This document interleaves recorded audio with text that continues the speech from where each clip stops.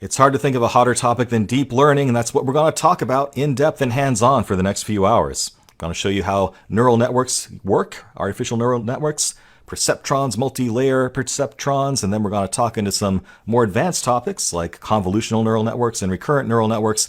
None of that probably means anything to you right now, but the bottom line is if you've been curious about how deep learning and artificial neural networks work, you're going to understand that by the end of these next few hours. So think of it as deep learning for people in a hurry. I'm going to give you just enough depth to be dangerous, and there will be several hands-on activities and exercises so you can actually get some confidence in actually applying these techniques and really understanding how they work and what they're for. I think you'll find that they're a lot easier to use than you might have thought. So let's dive in and see what it's all about. This section of my larger machine learning and data science course is actually available as a standalone course as well. So if you are new to this course here, you are going to need to install the course materials and a development environment if you want to follow along with the hands-on activities in this deep learning section. If you are new, just head on over to sundog-education.com/machine-learning. Make sure you pay attention to the dashes and the capitalization. It all matters, and don't spell anything wrong. And you should get to this page here. You'll find here a handy link to the course materials. Just download that and decompress it, however you do that on your platform, and remember where you put it. If you want to join our Facebook group, you can. It's totally optional, just a place for students to hang out with each other.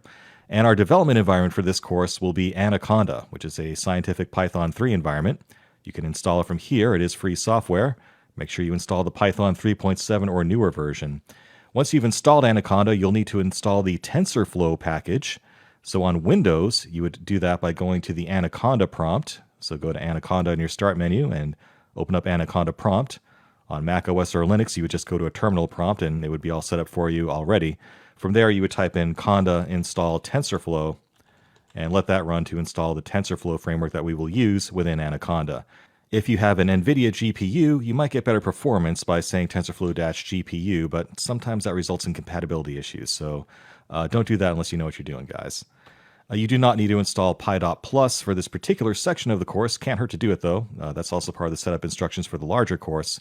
And you also need to understand how to actually start the notebooks once you have them installed. So from that Anaconda prompt, that same Anaconda prompt that we talked about earlier, to actually launch one of the notebooks in this course, you would first change your directory to wherever you installed the course materials. So for me, I put them in C:\ml course. And if I do a dir, you'll see all the course materials are here.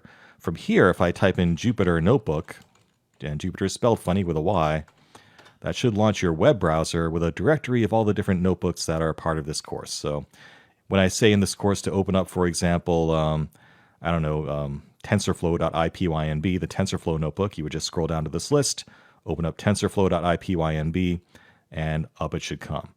When you're done experimenting and playing around with this notebook, you can just go to File, Close, and Halt to get out of it. And when you're done with Jupyter entirely for this session, just quit, and that will shut everything down for you. All right, so with that out of the way, let's move on.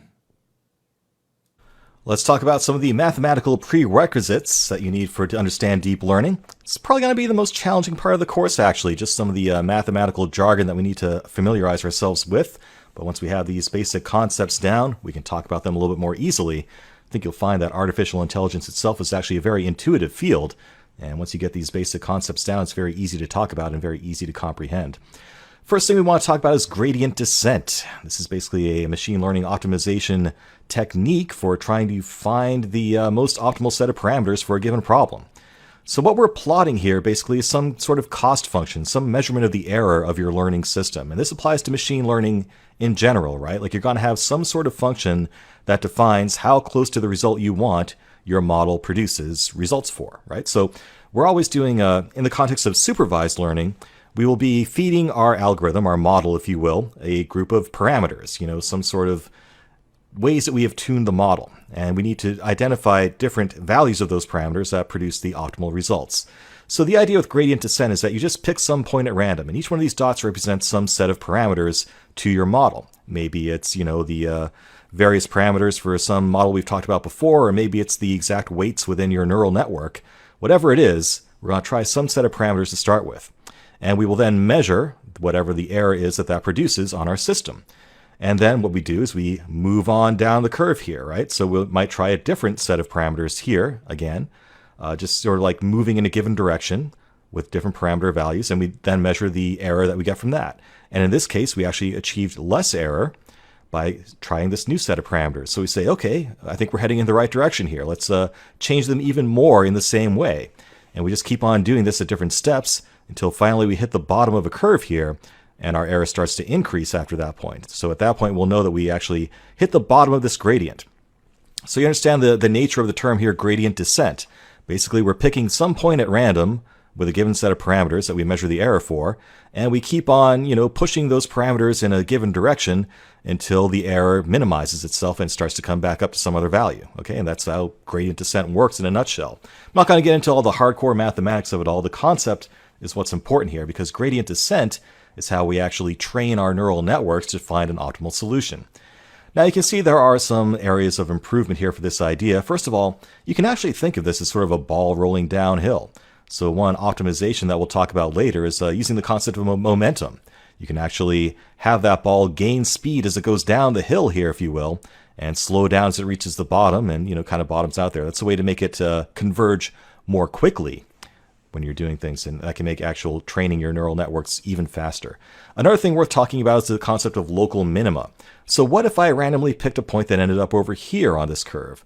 I might end up settling into this minima here, which isn't actually the point of the least error. The point of the least error in this graph is over here.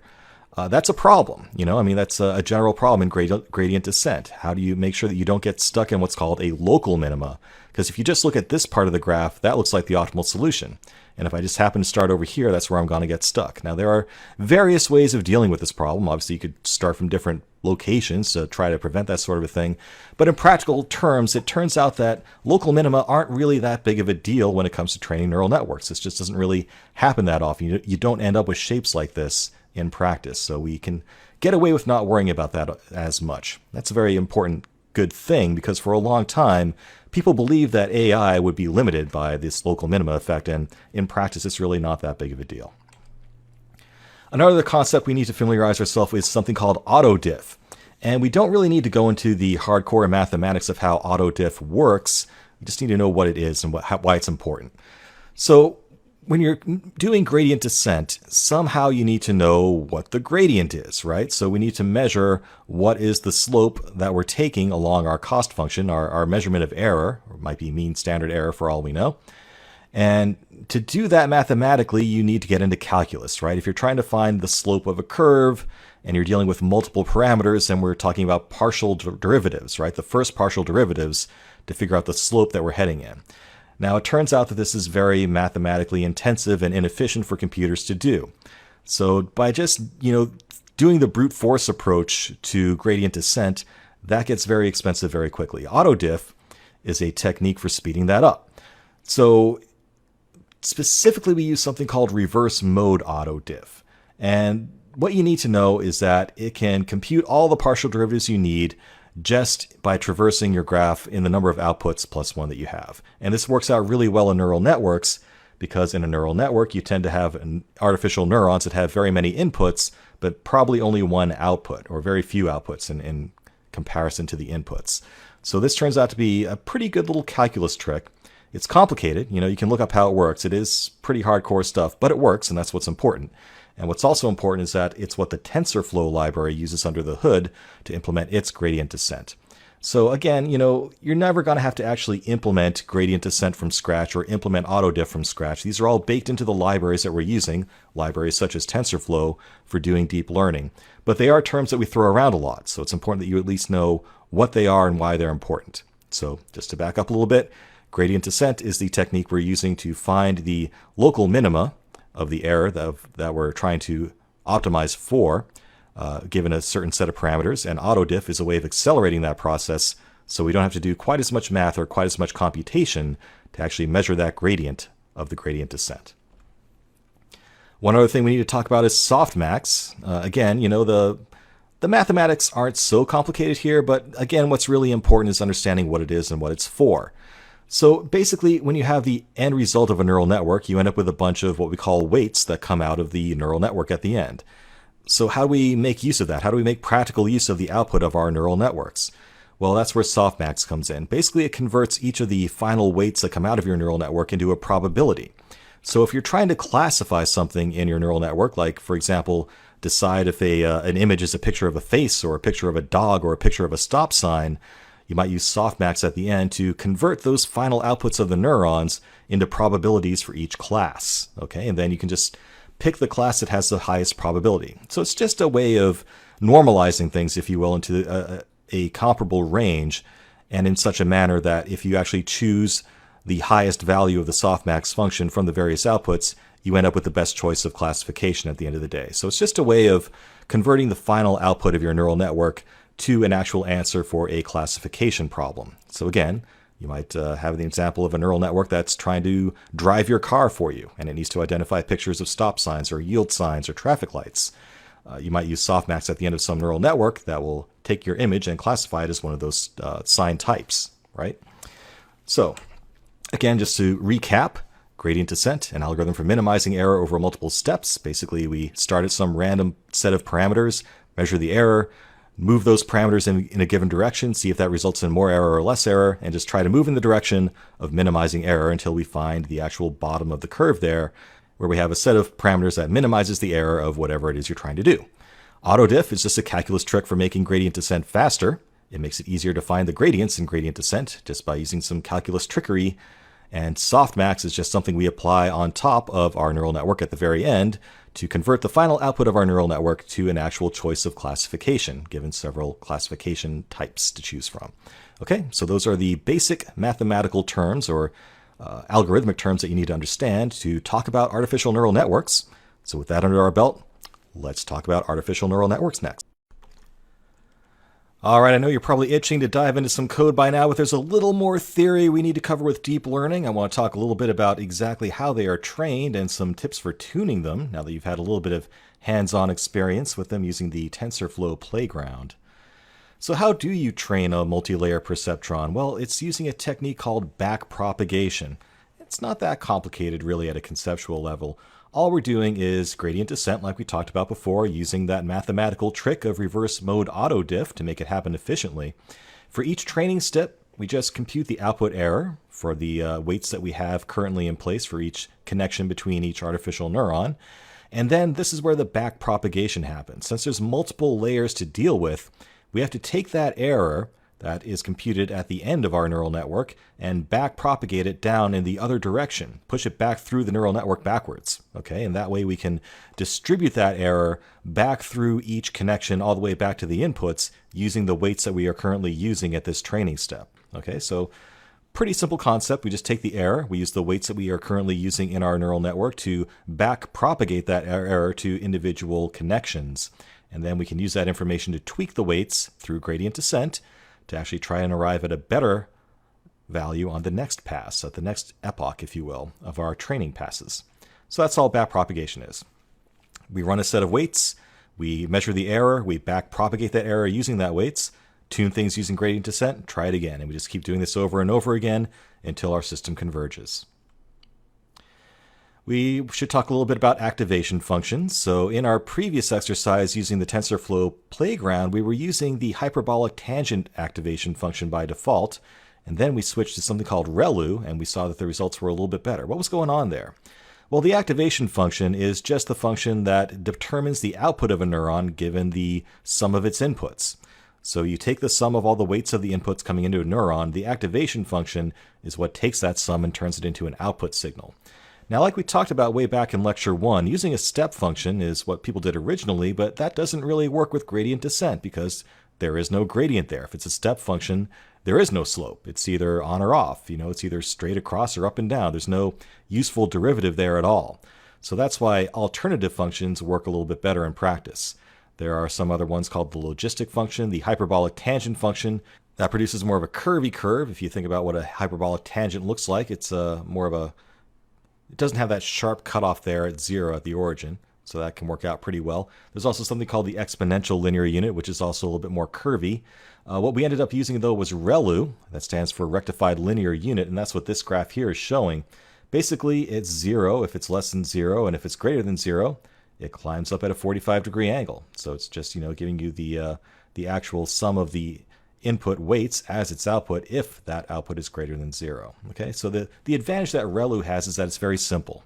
very easy and very fast to compute. So if you're worried about converging quickly and your computing resources, ReLU is a really good choice. Now, there are variants of ReLU that work even better if you don't care so much about efficiency. One is called leaky ReLU. And all that is instead of being flat left of 0, it actually has a little bit of a slope there as well, a very small slope. And again, that's for mathematical purposes to have an actual meaningful derivative there to work with. So that can provide even better convergence. It's also something called noisy ReLU, which can also help with convergence. But these days, ELU, the exponential linear unit, will often produce faster learning. That's kind of it's gaining popularity now that computing resources are becoming less and less of a concern, now that you can actually do deep learning over a cluster of PCs on a network in the cloud. So that's what activation functions are all about. You can also choose different optimization functions. We've talked in very general terms about gradient descent, but there are various variations of gradient descent that you can use as well. We talked a little bit earlier about momentum optimization. Basically, the idea there is to speed things up as you're going down a hill and slow things down as you start to approach that minima. So it's a way of just making the gradient descent happen faster by kind of skipping over those steeper parts of your learning curve. Wow, I never used the word learning curve in the context where it actually means something mathematically meaningful. But anyway, there's also something called the Nesterov accelerated gradient, which is just a tweak on top of momentum optimization. Basically, it's looking ahead a little bit to the gradient in front of you to take that information into account, so that works even better. There's also something called RMS prop, which is just using an adaptive learning rate. That, again, helps point you in the right direction toward the minimum. Remember, back to how gradient descent works, it's not always obvious which direction you're going to be heading in given a change in parameters. So RMS prop is just a more sophisticated way of trying to figure out the right direction. Finally, there's something called ADAM. It stands for Adaptive Moment Estimation. Basically, it's the momentum optimizer and RMS prop combined. Kind of gives you the best of both worlds. And that is a popular choice today because it works really well and it's very easy to use. Again, the libraries you're going to use for this stuff are very high level and very easy to use. So it's not like you're going to have to implement Nesterov accelerated gradient from scratch. You're just going to say optimizer equals ADAM and be done with it. It's just a matter of choosing the one that makes sense for what you're trying to do. Make your own trade-offs between speed of convergence and computational resources and time required to actually do that convergence. Let's talk about overfitting as well. You can see you'll often end up with patterns like this where, you're not really getting a clean solution. You end up with like these weird spikes sometimes. And sometimes if you let things go a little bit too long, it ends up reinforcing those spikes, those overfitted areas where you're not really fitting to the pattern you're looking for. You're just fitting to the training data that you were given. Okay, so there are ways to combat that. And obviously, if you have thousands of weights to tune, those connections between each neuron and each layer of your neurons can add up really quickly. So it is very easy for overfitting to happen. There are ways to deal with it. One is called early stopping. So as soon as you see performance start to drop, that might be nature's way of telling you that it might be time for you to stop learning. At this point, maybe you're just overfitting. There are also regularization terms you can add to the cost function during training. That can basically like the bias term that we talked about earlier, that can help too. But a surprisingly effective technique is called dropout. And again, it's an example of a very simple idea that is very effective. The idea is just to ignore, say, half of the neurons randomly at each training step, pretend that they don't exist at all. And the reason this works is because it forces your model to spread out its learning. If basically you're taking away half of its brain, if you will, at each training step, you're going to force the remaining half of those neurons to do as much work as possible.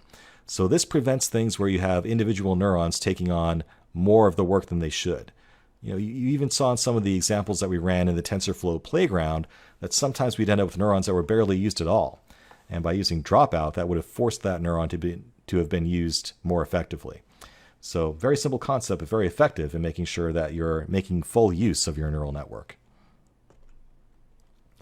Let's talk about tuning your topology. Another way to improve the results of your deep learning network is to just play games with how many neurons you have and how many layers of neurons you have. One way of dealing with it is just trial and error. It's kind of what we did in TensorFlow Playground. But, there can be a methodology to that even. You can start off with the strategy of evaluating a smaller network with less neurons in the hidden layers, or you can evaluate a larger network with more layers. So basically you want to see, can I get away with a smaller network and still get good results? And just keep on making it smaller and smaller until you find the smallest it can be safely. Or you can try to make your network larger and larger. and see, at what point it stops providing more benefits to you. So, just start sizing things differently and see what works and what doesn't. Again, there's sort of a spooky aspect to how this stuff all works together. It's very hard to understand intuitively what's going on inside of a neural network, a deep learning network in particular. So sometimes you just have to use your intuition to try to tune the thing and get at the right number of resources you need.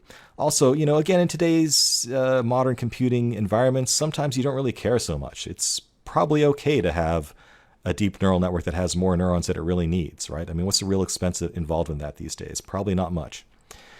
I will say that more layers will often yield faster learning than having more neurons and less layers. So if you care about speed of convergence, adding more layers is often the right thing to do. Or you can also use something called model zoos. There are actually libraries out there of neural network topologies for specific problems.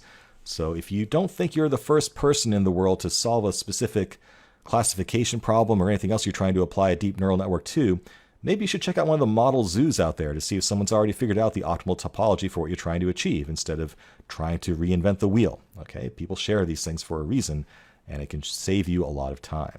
So that's enough theory, that's enough talk. In our next lecture, we'll get our hands dirty with TensorFlow and start writing some real Python code to implement our own neural networks. If you've done any previous research in deep learning, you've probably heard of the TensorFlow library. It's a very popular framework developed by the folks at Google, and they've been kind enough to make it open source and freely available to the world. So let's talk about what TensorFlow is all about and how it can help you construct artificial neural networks. The thing that kind of took me by surprise when I first encountered TensorFlow was that it wasn't really purpose-built for deep learning at first, or even for neural networks in general. It's a much more general-purpose tool that Google developed that just happens to be useful for developing deep learning and neural networks. More generally, it's an architecture for executing a graph of numerical operations. It's not just about neural networks.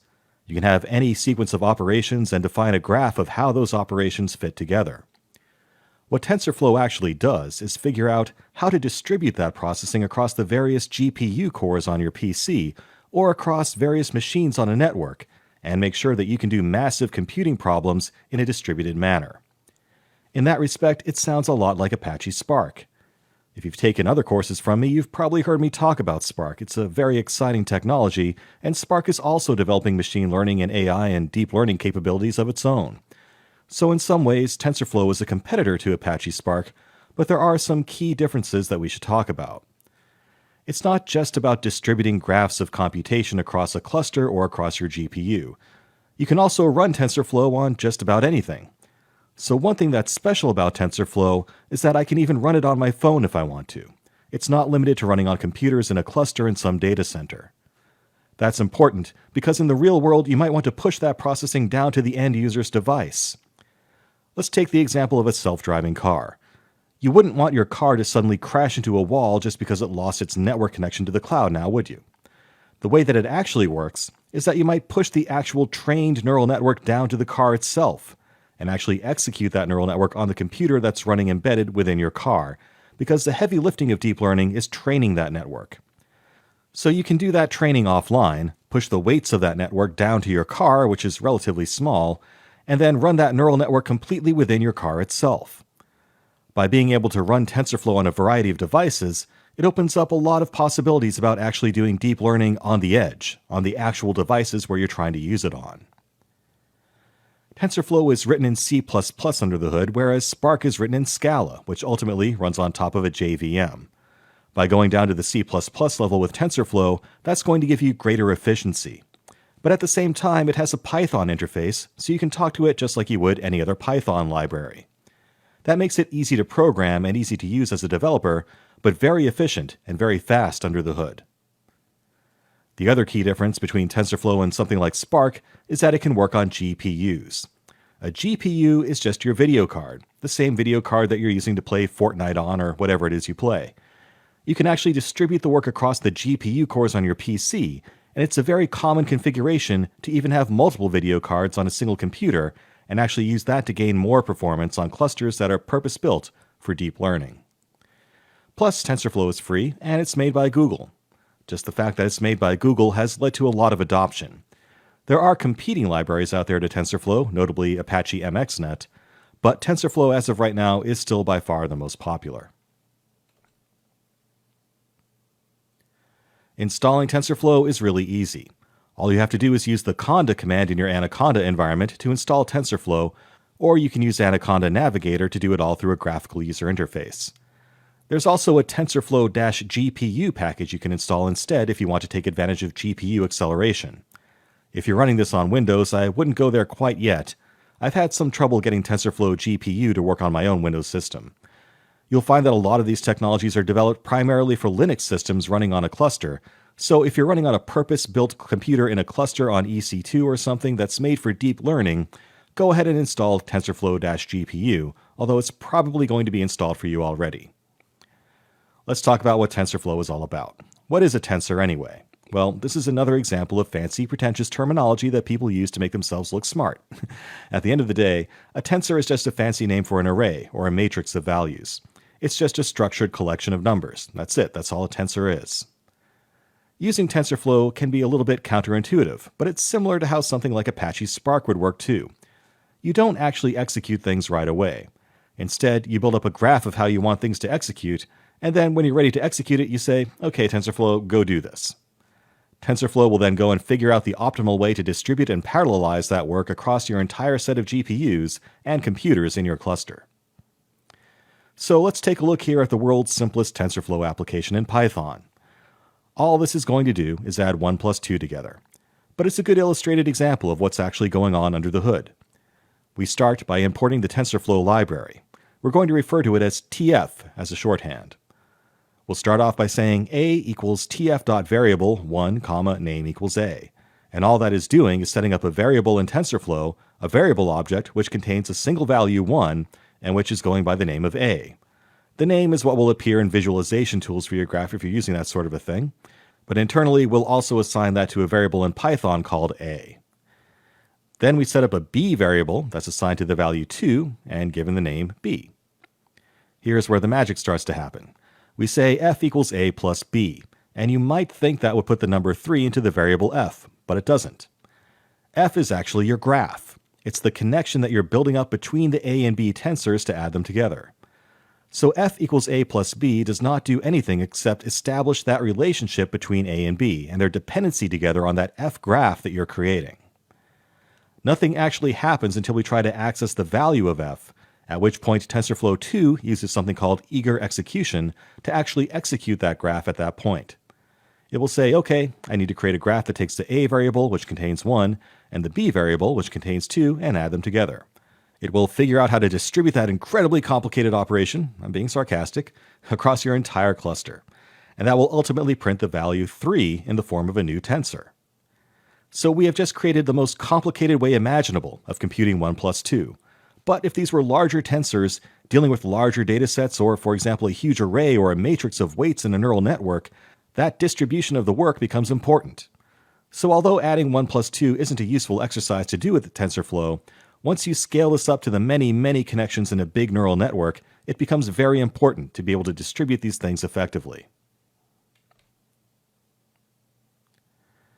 So how do we extend this idea to neural networks?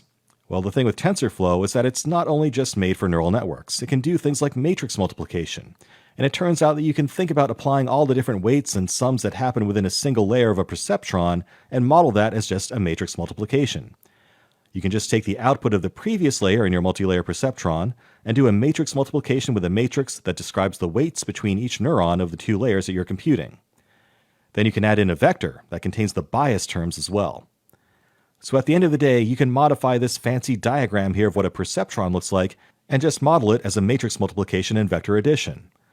Go back and read up on your linear algebra if you want to know more about how that works mathematically, but this is just a straightforward matrix multiplication operation with a vector addition at the end for the bias terms. By using TensorFlow's lower level APIs, we're kind of doing this the hard way. But there are higher level APIs in TensorFlow that make it much simpler and more intuitive to define deep neural networks. As we're describing TensorFlow at a low level right now, its purpose in life is just to distribute mathematical operations on groups of numbers, or tensors, and it's up to us to describe what we're trying to do in mathematical terms. It turns out it's really not that hard to do with a neural network. For us to actually compute a complete deep learning network from end to end, there's more to it than just computing the weights between different layers of neurons. We have to actually train this thing somehow and actually run it when we're done. So the first thing we need to do is load up the training data that contains the features that we want to train on and the target labels. To train a neural network, you need to have a set of known inputs with a set of known correct answers that you can use to actually descend or converge upon the correct solution of weights that lead to the behavior that you want. After that, we need to associate some sort of an optimizer to the network. TensorFlow makes that very easy to do. It can be gradient descent or some variation thereof, such as Atom. We will then run our optimizer using our training data, and again, TensorFlow makes that pretty easy to do as well. Finally, we'll evaluate the results of our trained network using our test dataset. To recap at a high level, we're going to create a given network topology and fit the training data using gradient descent to actually converge on the optimal weights between each neuron in our network. When we're done, we can evaluate the performance of this network using a test dataset that it's never seen before and see if it can correctly classify that data that it was not trained on. One other gotcha. When you're using neural networks, it's very important to make sure that your input data is normalized, meaning that it's all scaled into the same range. Generally speaking, you want to make sure that your input data has a mean value of 0 and unit variance. That's just the best way to make the various activation functions work out mathematically. What's really important is that your input features are comparable in terms of magnitude. Otherwise, it's hard to combine those weights together in a meaningful way. Your inputs are all at the same level at the bottom of your neural network, and fitting into that bottom layer, it's important that they're comparable in terms of magnitude so you don't end up skewing things and weighting things in weird ways. For example, if I already created a neural network that tries to classify people based on their age and their income, age might range from 0 to 100, but income might range from 0 to 1,000,000. Those are wildly different ranges, so those are going to lead to real mathematical problems if they're not scaled down to the correct range at first. Fortunately, Python's scikit-learn library has a standard scalar package that you can use that will automatically do that with just one line of code. All you have to do is remember to use it, and many datasets that we use while researching will be normalized to begin with. The one we're about to use is already normalized, so we don't actually have to do that, but later on in the course, I'll show you an example of actually using standard scalar. We've talked about how this all works at a low level, and in TensorFlow 2, it's still possible to implement a complete neural network basically from scratch. But in TensorFlow 2, they have replaced much of that low-level functionality with a higher-level API called Keras. There is value in understanding how it all works under the hood first, so let's work through a simple example of a neural network using the lower-level APIs next. After that, we'll see how the Keras API simplifies common neural network setups and hides a lot of this complexity from you. Okay, so let's play around with TensorFlow using its lower level API so you get more of a appreciation of what's going on under the hood, if you will. On Windows, we'll start by going to our Start menu and finding the Anaconda 3 group, and from there, open up your Anaconda prompt. On Mac or Linux, of course, you'll just open up a terminal prompt and you'll be good. First thing you want to do is make sure that you've actually installed TensorFlow itself. So if you haven't already taken care of that, you can just say conda install TensorFlow. And I've already done that, so it won't actually do anything for me, but if you do need to install that or update it, that will prompt you to do so. Give that a second just to check everything.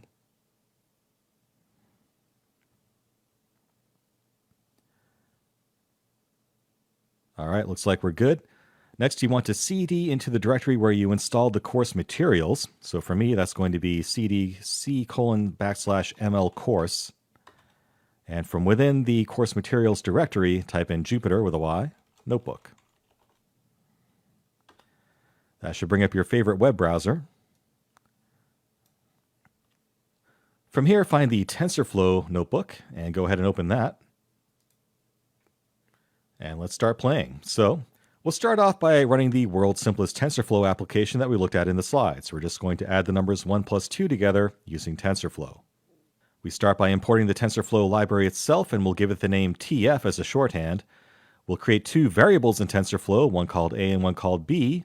The variable A will have the number 1 associated with it, and the variable B will be initialized with the number 2.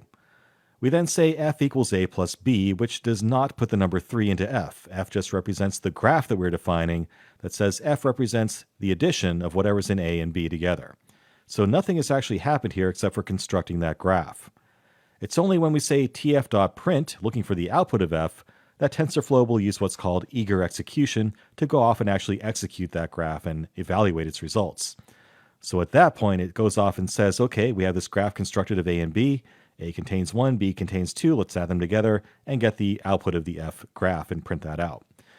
And it could actually distribute that across an entire cluster if it had to, but obviously for just adding 1 plus 2, there's no need for all that. But let's see if it works.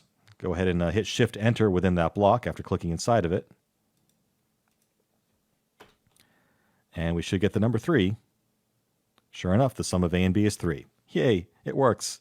So let's do something a little bit more interesting. Let's actually do handwriting recognition using TensorFlow. This is a pretty common example to use when people are learning TensorFlow. Basically, it's a data set of 70,000 handwriting samples, where each sample represents someone trying to draw the numbers 0 through 9. So we have 70,000 images that are 28 by 28 images of people drawing the numbers 0 through 9, and our challenge is to create a neural network that looks at those images and tries to figure out what number they represent. Now, this is a very common example when people are learning TensorFlow, maybe a little bit too common, but there's a good reason for that. It's built into TensorFlow, it's easy to wrap your head around, it's really good for learning. And our little twist on it, which you're not going to see in many other places, is actually using lower level APIs to implement this neural network to begin with. So let's dive in here. So let's walk through actually loading up this data and converting it to the format that we need. The first thing we're going to do is import the libraries we need. We're going to be using NumPy and also TensorFlow itself, and the MNIST dataset itself is part of TensorFlow's keras.datasets package. So we can just import that right in and have that data accessible to us. We'll define some convenient variables here. Num classes is 10. That represents the total number of classifications for each one of these images. So again, these can represent the numbers 0 through 9, and that's a total of 10 possible classifications. Our features are 784 in number, and we get that by saying that each image is a 28 by 28 image, right? So we have 28 times 28, which is 784 individual pixels for every training image that we have. So our training features are each individual pixel of every individual image that we're using to train our neural network. Let's start off by loading the data set itself. So we'll say mnist.load data to actually retrieve that data from TensorFlow, and we'll put the resulting data set into these variables here. So the convention that we usually use is that X refers to your feature data. This is your, in our case, the images themselves, and Y refers to your labels. So this will represent whether that image represents the numbers 0 through 9. Furthermore, we split things into training and testing data sets. So with MNIST, we have 60,000 training samples and 10,000 test samples. That means that we're only going to train our neural network using that 60,000 set of training samples, and we're holding aside 10,000 test samples so we can actually test how well our trained network works on data that it's never seen before. This is how we prevent overfitting. We actually evaluate our model based on data that the model has never seen before, so it didn't have a chance to overfit on that data to begin with. Next, we need to convert this to 32-bit floating point values because that's what TensorFlow expects. So we start by creating these NumPy arrays of the underlying training and test data and converting that to np.float32 data types. We then flatten those images down. So it comes in as two-dimensional 28 by 28 images. And there are ways of constructing neural networks that can deal with two-dimensional data. We'll get there. But for now, we're going to keep things simple and just treat each image as a one-dimensional array or vector or tensor, if you will, of 784 features, 784 pixels in this case. The reshape command is what does that. So by saying reshape -1 num features again is 784. That's going to flatten these two-dimensional arrays down to one-dimensional 784 tensors. So that's going to have a new XTrain and a new XTest that contains these 784 pixel one-dimensional tensors. Next, we need to normalize our data. We talked about that in the slides as well.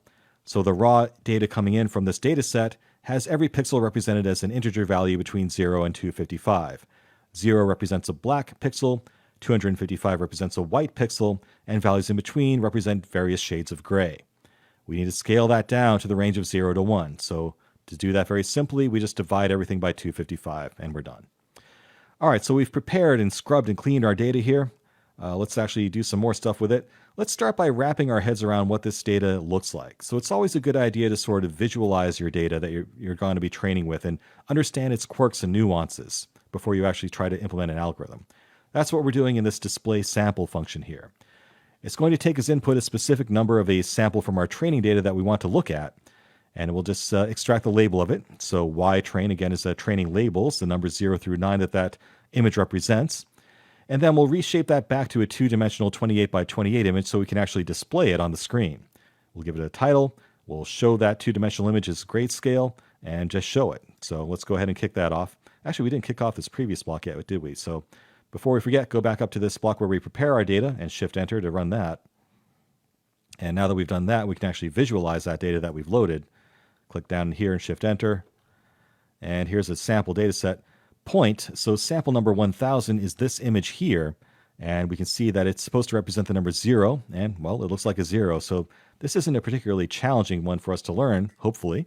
You can play around here, try different sample numbers just to get a better feel of what this data is like. So let's try 1500. Turns out that's the number 9. Kind of a weird looking 9, so that might be a little bit of a challenge. How about, I don't know, 1700? That's a 1, looks like a 1. But if you keep, poking around here and trying different values, eventually you'll find some weird ones.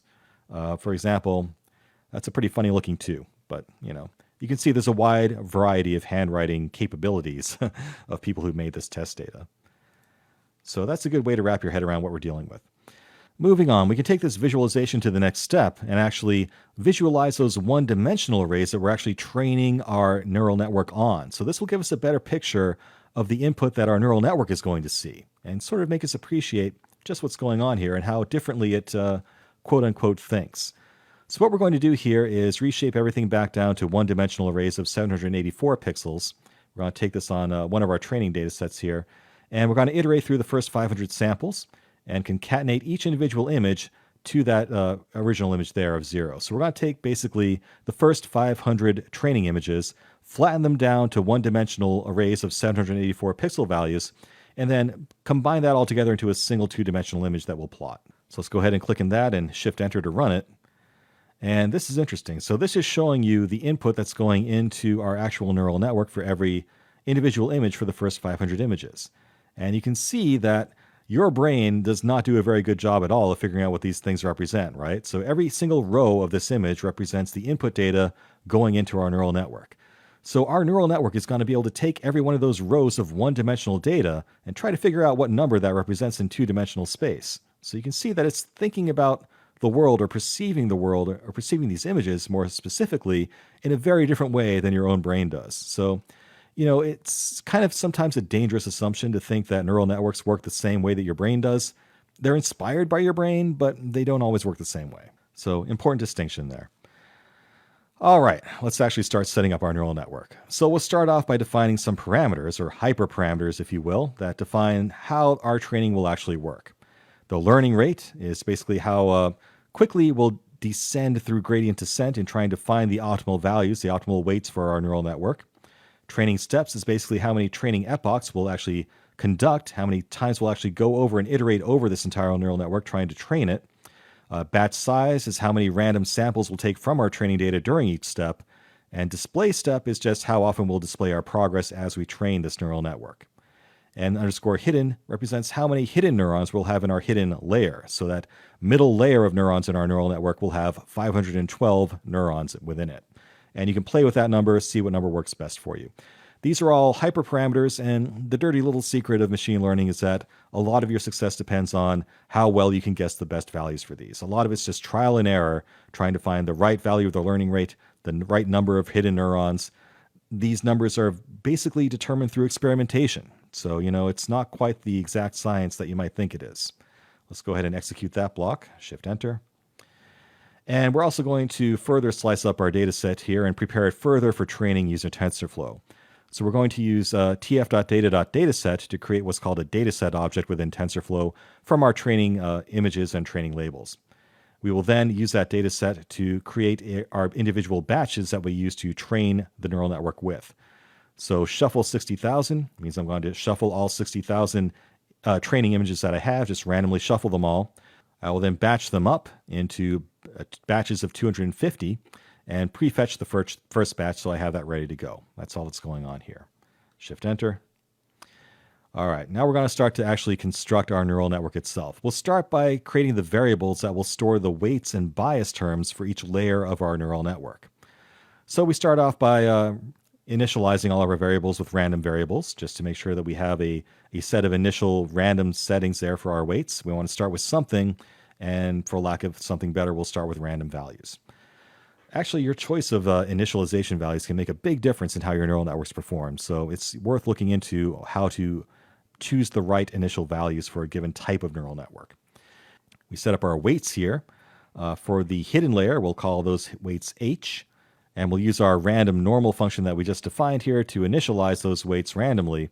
And hidden, as you might recall, again is, let's look up here again, 512. So this will create 512 variables that contain the weights for our hidden neurons. We also need a set of weights on our output layer of 10 output neurons. So the output is going to be 10 neurons, where every neuron represents the likelihood of that being that given classification, 0 through 9. We also need to have biases associated with both of these layers. So B will be the set of biases with our hidden layer. Again, there will be 512 of those. And we also have biases associated with our output layer of 10 neurons at the output layer as well. These will be initialized to zeros, okay? So a little bit different there for the biases. By default, we want our biases to be 0. Let's go ahead and execute that. All right, moving on. Now we're going to set up the topology of our neural network itself. So that's what neural net here does. And as we said in the slides, you can define these fancy neural networks as just simple matrix multiplication and addition functions here, right? So we'll start off by saying tf.matmul, that's just a matrix multiplication of our input neurons, which is the raw 784 pixel values, with the 512 weights in our hidden layer of neurons there. So that matrix multiplication is multiplying each one of those input values by the weights in that hidden layer. We then say tf.add to add in the bias terms, which again are stored in the b variable that we just defined above. Okay. Next, we need to apply a sigmoid function to the output of that hidden layer. So that's basically the activation function on each hidden neuron. Okay, that's all that's happening there. Very simple. The output layer, we'll do it again. So we'll say do a matrix multiplication with our output weights and the hidden layer, and then we'll add in those output biases at the end as well. And we'll call softmax to actually normalize those output neurons to a final probability of each individual classification. So softmax, again, is just a mathematical trick for taking the outputs of these neural networks and converting those output neuron values to what we can interpret as a probability of each individual classification that those neurons represent being correct. Go ahead and execute that. And that's quick as well. Again, remember, all we're doing is defining our graph at this point. We're not actually training anything or running anything yet. But yeah, do take the time to noodle on that. We have basically constructed the topology of the neural network itself. The next thing we need to do is figure out how to actually train this neural network, right? So again, we're doing this the hard way, so we have to write this by hand. We'll start by defining our loss function, and it's called cross entropy. Basically, it's a way of doing gradient descent. It's applying a logarithmic scale, and that has the effect of penalizing incorrect classifications much more than ones that are close to the correct answer. That's a handy property for making training go quickly. So within this function, we're going to pass in two things. Ypred is the predicted values that are coming out of our neural network, and ytrue are the known true labels that are associated with each image. So we have to talk about one-hot encoding at this point. We talk about this when we talk about feature engineering in the course, but in order to compare that known value, that known label, which is a number from 0 to 9, to the output of this neural network, remember the output of the neural network is actually 10 different neurons, where each one represents the probability of a given classification. To actually compare that to the known correct value, we need to convert that known correct number to a similar format. So we're going to use one-hot encoding. It's best understood with an example. So let's say that we know that the answer for the known correct label for an image is 1. We would one-hot encode that as a 10-value array here, where each value represents the probability of that given classification. So since we know with 100% certainty that this image was a 1, we can say that for the classification 0, there's a 0% chance of that. For the classification 1, there's a 100% chance of that, 1.0. And for 2, it's going to be 0. For 3, it's 0, so on and so forth. So that is one-hot encoding. You're just creating a binary representation of a integer value, if you will. So the number 1 is represented as 0, 1, 0, 0, 0, 0, 0. Every one of those slots in the array there represents a different classification value. And this just makes it easier for the math to work out and to construct things. All right, so we start off by encoding that known label to a one-hot encoded array. We then do some clipping there to avoid some mathematical numerical issues at log 0, and then we can just compare that and compute the actual cross entropy term by doing reduce sum to go across the entire set of all values within this batch, and using this logarithmic comparison, like we said, to actually do cross entropy with that logarithmic property. So let's go ahead and shift enter to do that. Again, the key things here are reduce mean and reduce sum, which means we're going to apply this across the entire batch all at once. All right, next we need to define what's called an optimizer. And in this case, we're going to use stochastic gradient descent. We've talked about that before. And we will use our learning rate hyperparameter, which again, we'll want to tune through experimentation later on to define that optimizer. We need to write a function to actually run that optimization. And again, with the lower level TensorFlow APIs, we kind of have to do this the hard way. We're going to use something called gradient tape to actually do this automatically. What that's doing, as you can see here, is actually calling our neural net function that defines the topology of our neural network. We're going to compute the loss function, our cross entropy function that we defined above as well. So this is tying it all together and actually allowing us to optimize this neural network within this one function here. So not terribly important to understand what's going on here at a low level. You can kind of understand here through the comments. We are updating our variables as we go through each step here. We compute the gradients, and then we update our weights and biases at each training step. So this code is what's computing new weights and biases through each training pass. Again, this is going to be a lot easier using the Keras higher level APIs. So right now we're just showing you this to give you an appreciation of what's going on under the hood. Let's go ahead and shift enter that one as well. All right, so now we have everything we need. We have the topology of our network defined. We have the variables defined for our weights and biases. We have a loss function defined, which is cross entropy. And we have an optimization function that ties it all together called run optimization. Let's go ahead and start training this thing. So that's what's going on here. Oh, wait, one more thing. We need an accuracy metric as well. So a loss function isn't enough. We also want to display the actual accuracy at each stage too.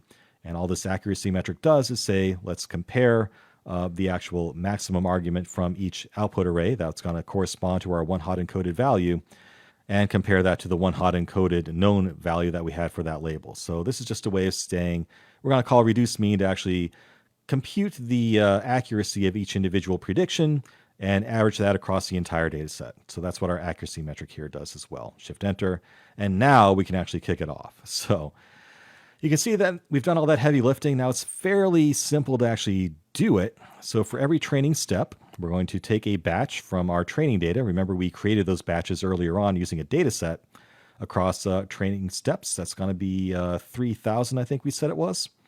And for each batch, each step of training, we're going to run optimization.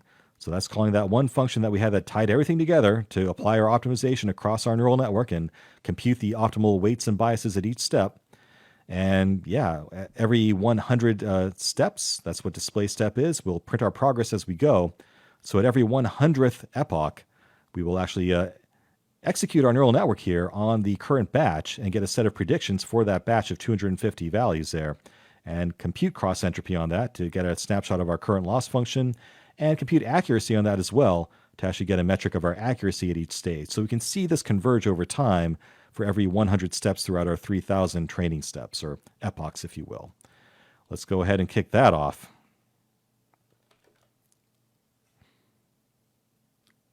And this is where the action's happening. So this is going to iterate over 3,000 epochs, and we can see that accuracy changing as we go. It's kind of interesting to watch this because the accuracy is kind of fluctuating a little bit as we go here. So, you can tell that it's kind of like maybe settling into little local minima here and working its way out of those and finding better solutions over time. But as it goes, it will start to converge on better and better values. So, we started off with just an 84% accuracy. Right now we're up to about 94%, but it's still kind of all over the place. Let's give it some more time. Pretty firmly in the 90s at this point, so that's good. 93s, I'd say.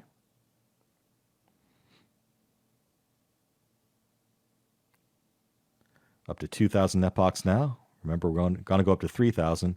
And again, you just kind of have to watch this and see where it starts to converge. We could do early stopping to figure out at what point we actually stop getting an improvement.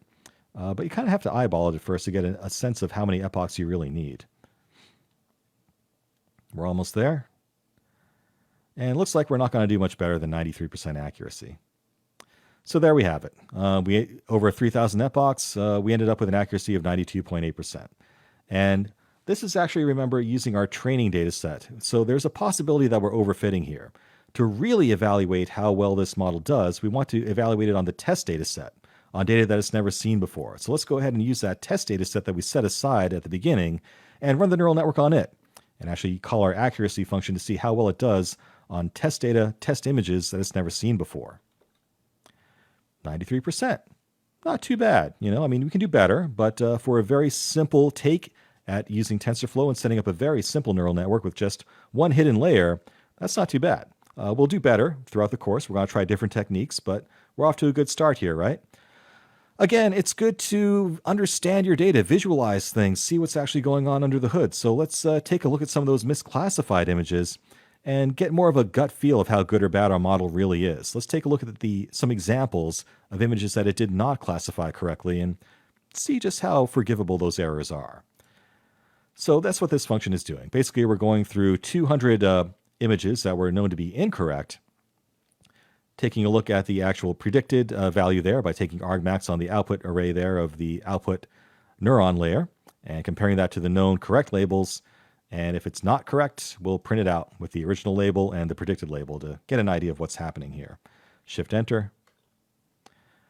All right, so these are some pretty messy examples. In this example, we knew that this guy was trying to draw a 5. We thought it was a 6. Yeah, I can understand that. Yeah, I mean, that's a really nasty looking 5. And there's a pretty good case there to say that that was actually a 6. So that's a case where your human brain couldn't actually probably do a whole lot better. I would not guess that that's a 5. It just looks like a squiggle. This one too, our best guess from our model was a 6. The person intended a 4. That does not look like a 4 to me. I mean, it looks like half of a 4 basically. Like, I don't know what happened to the guy's arm when he was drawing it, but again, this lets you appreciate just how well it's doing or not. This one, I'm not sure how our model thought that was a 7. Again, that's a very weird looking 6, but don't look like a 7 either. Anyway, that one also kind of a nasty one. Looks like a 2 to the brain. It's a really funny, squished, odd looking 2, but this is an example of where your brain does a better job than our simple neural network. But overall, these are largely forgivable errors. The ones where it messed up were some pretty weird, messy examples. Like, what is that? I guess it's supposed to be a 2. We guessed it was a 9. I could actually see that going either way. So not too bad, guys. Anyway, if you want to play with it, I encourage you to do so. See if you can improve upon things. So like we talked about, there's a lot of different hyperparameters here to play with. The learning rate. How many hidden neurons do we have? And so try different values, try different learning rates, try more neurons, less neurons, see what effect that has. Just play around with it because in the real world, that's what you have to do. Try adding a second hidden layer even, or different batch sizes, or a different number of epochs. Just get your hands dirty and get a good gut feel of how those different parameters affect the output and the final results that you get. So give it a shot. And if you can get more than 93% accuracy, we'd love to hear about it in the Q&A. So we've had a look at developing neural networks using TensorFlow sort of lower level APIs, where instead of really thinking about neurons or units, you're thinking more about tensors and matrices and multiplying them together directly. And that's a very efficient way of doing it, but it's not really intuitive. It can be a little bit confusing, especially when you're starting to try to implement a neural network in those terms. Fortunately, there's a higher level API called Keras that's now built into TensorFlow. It used to be a separate product that was on top of TensorFlow, but as of TensorFlow 1.9, it's actually been incorporated into TensorFlow itself as an alternative higher level API that you can use. And it's really nice because it's really purpose-built for deep learning. So all of the code is very much built around the concept of artificial neural networks, and it makes it very easy to construct the layers of your neural network and wire them together and use different optimization functions on them. It's a lot less code and a lot less things that can go wrong as a result. Another benefit of Keras, in addition to its ease of use, is its integration with the scikit-learn library. So if you're used to doing machine learning in Python, you've probably used scikit-learn a lot, and using Keras, you can actually integrate your deep neural networks with scikit-learn.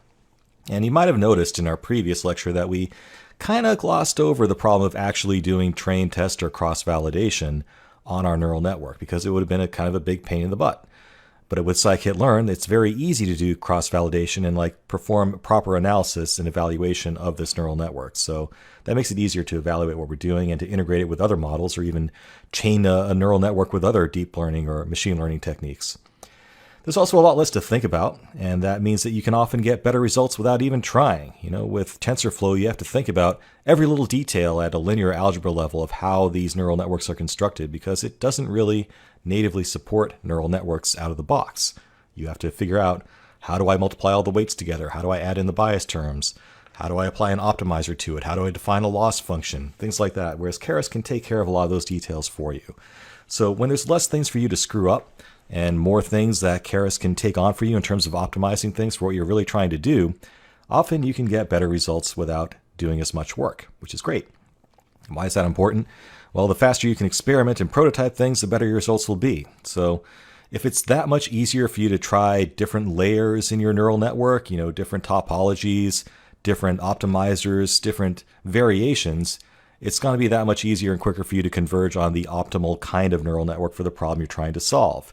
Whereas if TensorFlow is putting up a bunch of roadblocks for you along the way, at the end of the day, you only have so much time to devote to these problems, right? So the more time you can spend on the topology and tuning of your neural network, and the less on the implementation of it, the better your results will be at the end of the day.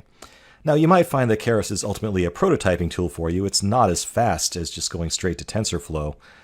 So sometimes you want to converge on the topology you want and then go back and implement that at the TensorFlow layer. But again, just that ease of prototyping alone is well worth it. Makes life a whole lot easier. So let's take a closer look. And again, Keras is just a layer on top of TensorFlow that makes deep learning a lot easier. All we need to do is start off by importing the stuff that we need. So we're going to import the Keras library and some specific modules from it. We have the MNIST dataset here that we're going to experiment with, the sequential model, which is a very quick way of assembling the layers of a neural network. We're going to import the dense and dropout layers as well, so we can actually add some new things onto this neural network to make it even better and prevent overfitting. And we will import the RMS prop optimizer, which is what we're going to use for our gradient descent. Shift-Enter, and you can see we've already loaded up Keras just by importing those things. It's using TensorFlow as a backend. Let's go ahead and load up the MNIST dataset that we used in the previous example. Keras's version is a little bit different. It actually has 60,000 training samples as opposed to 55,000. Still 10,000 test samples. And that's just a one-line operation. All right, so now we need to, as before, convert this to the shape that TensorFlow expects under the hood. So we're going to reshape the training images to be 60,000 by 784. Again, we're going to still treat these as 1D images. We're going to flatten these all out into 1D rows of 784 pixels for each 28 by 28 image. We also have our test data set of 10,000 images, each with 784 pixels apiece. And we will explicitly cast the images as floating point 32-bit values. And that's just to make the libraries a little bit happier.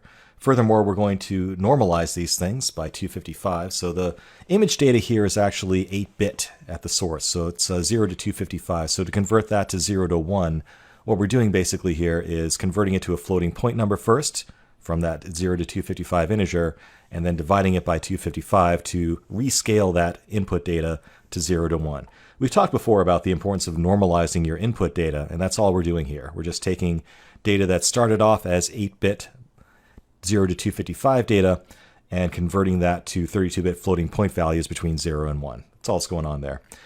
As before, we will convert our labels to one hot format. So that's what toCategorical does for you.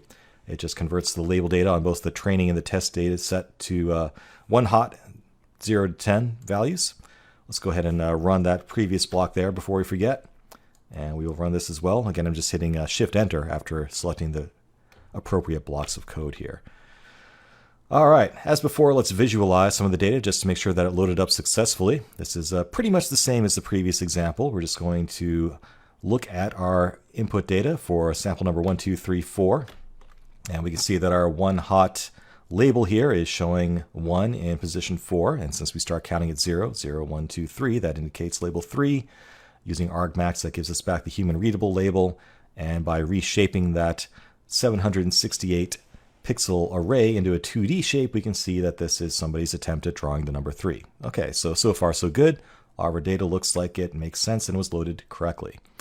Now, you remember back in when we were dealing with TensorFlow, we had to do a whole bunch of work to set up our neural network. Well, look at how much easier it is with Keras.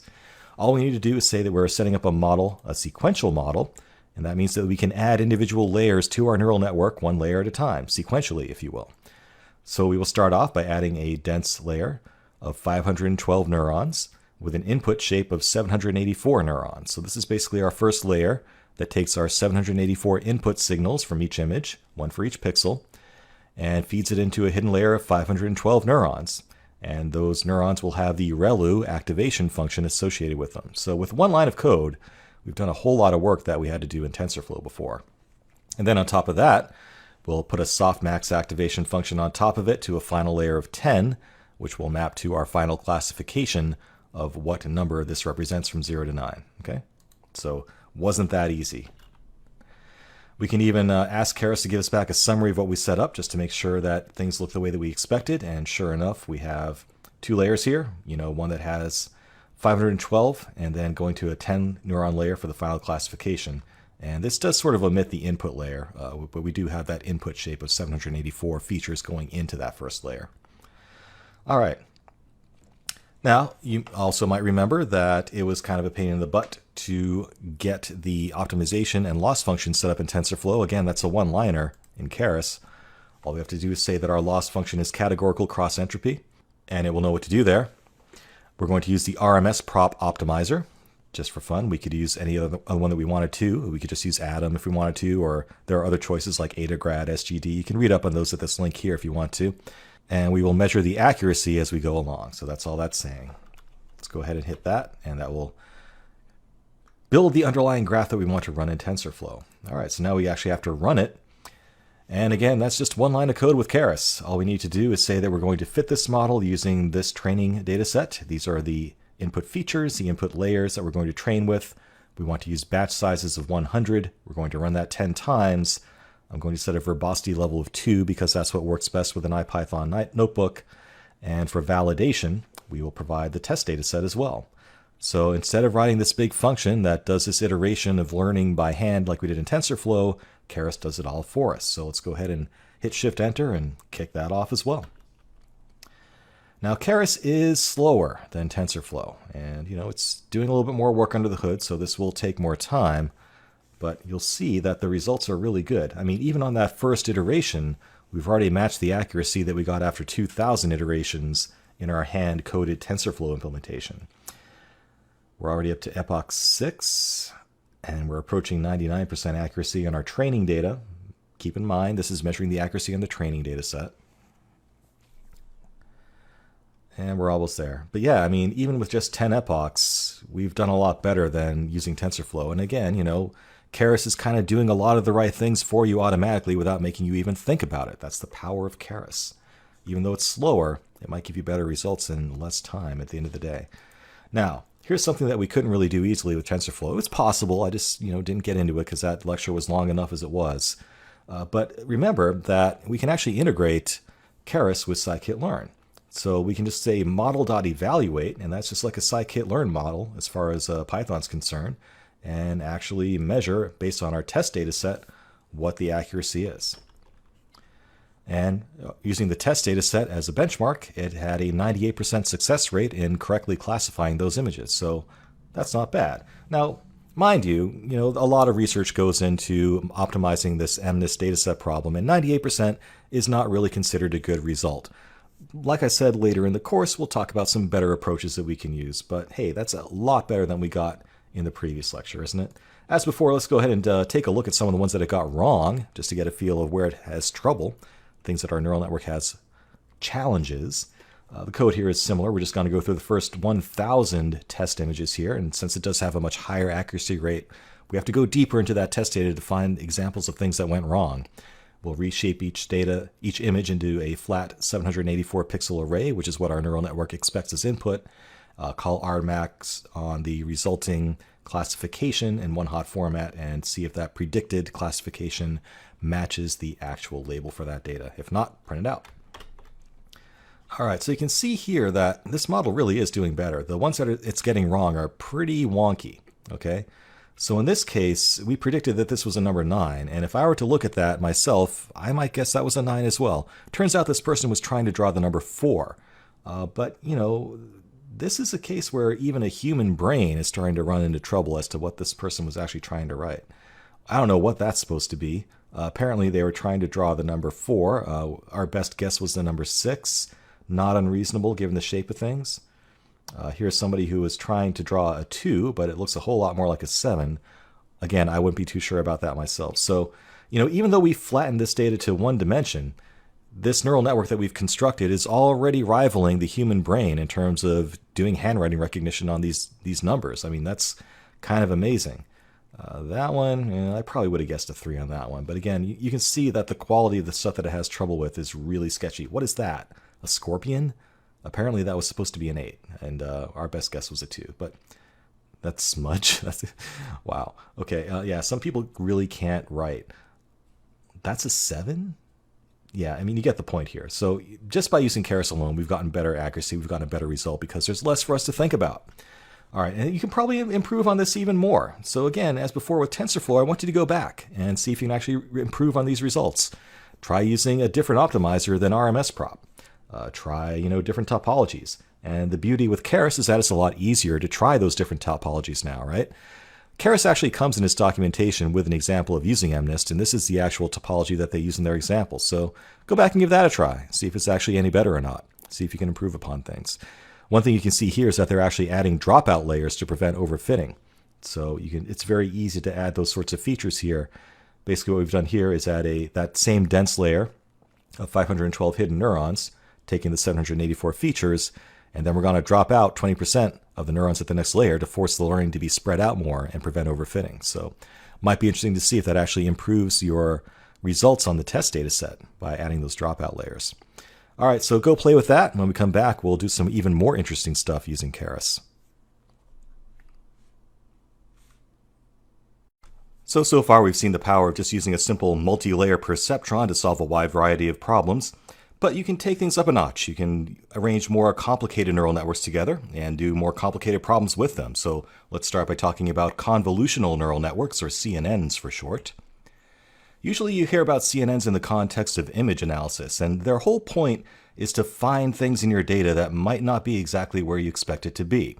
So technically we call this feature location invariant. That means that if you're looking for some pattern or some feature in your data, but you don't know where exactly it might be in your data, a CNN can scan your data and find those patterns for you wherever they might be. So for example, in this picture here, that stop sign could be anywhere in the image, and a CNN is able to find that stop sign no matter where it might be. Now, it's not just limited to image analysis. It can also be used for any sort of problem where you don't know where the features you are might be located within your data. And machine translation or natural language processing tasks come to mind for that. You don't necessarily know where the noun or the verb or phrase that you care about might be in some paragraph or sentence that you're analyzing, but a CNN can find it and pick it out for you. Sentiment analysis is another application of CNNs. You might not know exactly where a phrase might be that indicates some happy sentiment or some frustrated sentiment or whatever you might be looking for, but a CNN can scan your data and pluck it out. And you'll see that the idea behind it isn't really as complicated as it sounds. This is another example of using fancy words to make things sound more complicated than they really are. So how do they work? Well, CNNs, convolutional neural networks, are inspired by the biology of your visual cortex. It takes cues from how your brain actually processes images from your retina, and it's pretty cool. And it's also another example of interesting emergent behavior. So the way your eyes work is that individual groups of neurons service a specific part of your field of vision. So we call these local receptive fields. They are just groups of neurons that respond only to a part of what your eyes see. It subsamples the image coming in from your retinas and just has specialized groups of neurons for processing specific parts of the field of view that you see with your eyes. Now these little areas overlap each other to cover your entire visual field, and this is called convolution. Convolution is just a fancy word of saying I'm going to break up this data into little chunks and process those chunks individually. And then they'll assemble a bigger picture of what you're seeing higher up in the chain. So the way it works within your brain is that you have many layers. It is a deep neural network that identifies various complexities of features, if you will. So the first layer that you go into from your convolutional neural network inside your head might just identify horizontal lines or lines at different angles or, specific kinds of edges. We call these filters. And that might feed into a layer above them that would then assemble those lines that it identified at the lower level into shapes. And maybe there's a layer above that that would be able to recognize objects based on the patterns of shapes that you see. And then if you're dealing with color images, we have to multiply everything by 3 because you actually have specialized cells within your retina for detecting red, green, and blue light. And we need to assemble those together as well. Those each get processed individually too. So that's all a CNN is. It is just taking a source image or source data of any sort really, breaking it up into little chunks called convolutions, and then we assemble those and look for patterns at increasingly higher complexities at higher levels in your neural network. So how does your brain know that you're looking at a stop sign there? Let's talk about this in more colloquial language, if you will. So like we said, you have individual local receptive fields that are responsible for processing specific parts of what you see. And those local receptive fields are scanning your image and they overlap with each other, looking for edges. You might notice that your brain is very sensitive to contrast and edges that it sees in the world. Those tend to catch your attention, right? That's why the letters on this slide catch your attention, because there's high contrast between the letters and the white background behind them. So at a very low level, you're picking up the edges of that stop sign and the edges of the letters on the stop sign. Now a higher level might take those edges and recognize the shape of that stop sign. It says, oh, there's an octagon there. That means something special to me. Or those letters form the word stop. That means something special to me too. And ultimately that will get matched against whatever classification pattern your brain has of a stop sign. So no matter which receptive field picked up that stop sign, at some layer it will be recognized as a stop sign.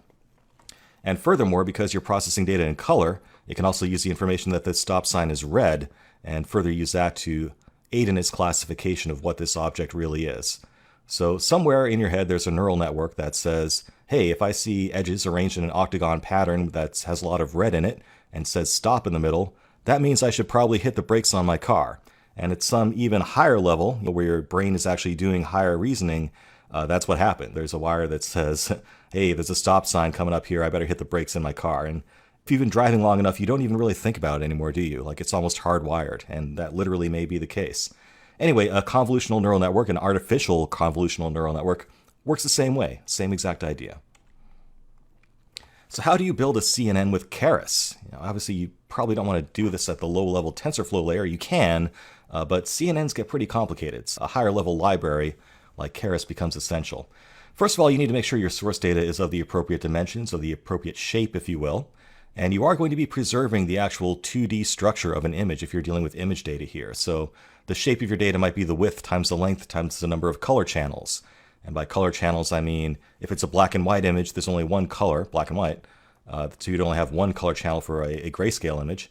But if it's a color image, you'd have 3 color channels, one for red, one for green, and one for blue, because you can create any color by combining red, green, and blue together. Okay. Now, there are some specialized types of layers in Keras that you use when you're dealing with convolutional neural networks. For example, there's the conv2D layer type that does the actual convolution on a 2D image. And again, convolution is just breaking up that image into little subfields that overlap each other for individual processing. There's also a conv1D and a conv3D layer available as well. You don't have to use CNNs with images. Like we said, it can also be used with text data, for example. That might be an example of one-dimensional data. And there's also a conv3D layer is available as well if you're dealing with 3D volumetric data of some sort. So a lot of possibilities there. Another specialized layer in Keras for CNNs is max pooling 2D. Obviously, there's a 1D and 3D variant of that as well. The idea of that is just to reduce the size of your data down. So if I take just the maximum value seen in a given block of an image and reduce the 2-layer down to those maximum values, it's just a way of shrinking the images in such a way that it can reduce the processing load on the CNN. As you'll see, processing CNNs is very computing intensive, and the more you can do to reduce the work you have to do, the better. So if you have more data in your image than you need, a max pooling 2D layer can be useful for distilling that down to the bare essence of what you need to analyze. Finally, at some point, you need to feed this data into a flat layer of neurons, right? At some point, it's just going to go into a perceptron. And at this stage, we need to flatten that 2D layer into a 1D layer so we can just pass it into a layer of neurons. And from that point, it just looks like any other multi-level perceptron. So the magic of CNNs really happens at a lower level. Ultimately, it gets converted into what looks like the same types of multi-layer perceptrons that we've been using before. The magic happens in actually processing your data, convolving it, and reducing it down to something that's manageable. So typical usage of image processing with a CNN would look like this. You might start with a conv2D layer that does the actual convolution of your image data. You might follow that up with a max pooling 2D layer on top of that distills that image down, just shrinks the amount of data that you have to deal with. You might then do a dropout layer on top of that, which just prevents overfitting like we talked about before. And at that point, you might apply a flatten layer to actually be able to feed that data into a perceptron. And that's where a dense layer might come into play. So a dense layer in Keras is just a perceptron, really. It's a layer of a hidden layer of neurons. From there, you might do another dropout pass to further prevent overfitting, and finally do a softmax to choose the final classification that comes out of your neural network. Now, like I said, CNNs are compute intensive. They are very heavy on your CPU, your GPU, and your memory requirements. Shuffling all that data around and convolving it adds up really, really fast. And beyond that, there's a lot of what we call hyperparameters, a lot of different knobs and dials that you can adjust on CNNs. So in addition to the usual stuff you can tune, like the topology of your neural network, or what optimizer you use, or what loss function you use, or what activation function you use, there's also choices to make about the kernel sizes. What is the area that you actually convolve across? How many layers do you have? How many units do you have? How much pooling do you do when you're reducing the image down? There's a lot of variance here. There's almost an infinite amount of possibilities here for configuring a CNN. And often just obtaining the data to train your CNN with is the hardest part. So for example, if you own a Tesla, that's actually taking pictures of the world around you and the road around you and all the street signs and traffic lights as you drive. And every night it sends all those images back to some data server somewhere so Tesla can actually run training on its own neural networks based on that data. So if you slam on the brakes while you're driving a Tesla, at night that information is going to be fed into a big data center somewhere, and Tesla's going to crunch on that and say, hey, is there a pattern here to be learned of what I saw from the cameras from the car that means you should slam on the brakes in the case of a self-driving car? And if you think about the scope of that problem, just the sheer magnitude of processing and obtaining and analyzing all of that data, that becomes very challenging in and of itself. Now, fortunately, the problem of tuning the parameters doesn't have to be as hard as I described it to be. There are specialized architectures of convolutional neural networks that do some of that work for you. So a lot of research goes into trying to find the optimal topologies and parameters for a CNN for a given type of problem. And you can just think of this as like a library you can draw from. So, for example, there's the LeNet5 architecture that you can use that's suitable for handwriting recognition in particular. There's also one called AlexNet, which is appropriate for image classification. It's a deeper neural network than LeNet. So in the example we talked about on the previous slides, we only had a single hidden layer, but you can have as many as you want, really. It's just a matter of how much computational power you have available. There's also something called Google LeNet. You can probably guess who came up with that. It's even deeper, but it has better performance because it introduces this concept called inception modules. They basically group convolution layers together, and that's a useful optimization for how it all works. Finally, the most sophisticated one today is called ResNet. That stands for residual network. It's an even deeper neural network, but it maintains performance by what's called skip connections. So it has special connections between the layers of the perceptron to further accelerate things. So it sort of like builds upon the fundamental architecture of a neural network to optimize its performance. And as you'll see, CNNs can be very demanding on performance. So with that, let's give it a shot. Let's actually use a CNN and see if we can do a better job at image classification than we've done before using one. And we're going to revisit the MNIST handwriting recognition problem, where we try to classify a bunch of images of people drawing the numbers 0 through 9 and see if we can do a better job of it using CNNs. Again, CNNs are better suited to image data in general, especially if you don't know exactly where the feature you're looking for is within your image. So we should expect to get better results here. All right, so we're going to start by importing all the stuff we need from Keras. We're going to import the MNIST dataset that we're playing with, the sequential model so we can assemble our neural network, and then we're going to import all these different layer types that we talked about in the slides, the dense, dropout, conv2D, max pooling 2D, and flatten layer types. And in this example, we'll use the RMS prop optimizer. Go ahead and kick that off. And the rest here for loading up the training and test data is going to look just like it did before. Still waiting for that Keras to initialize itself there.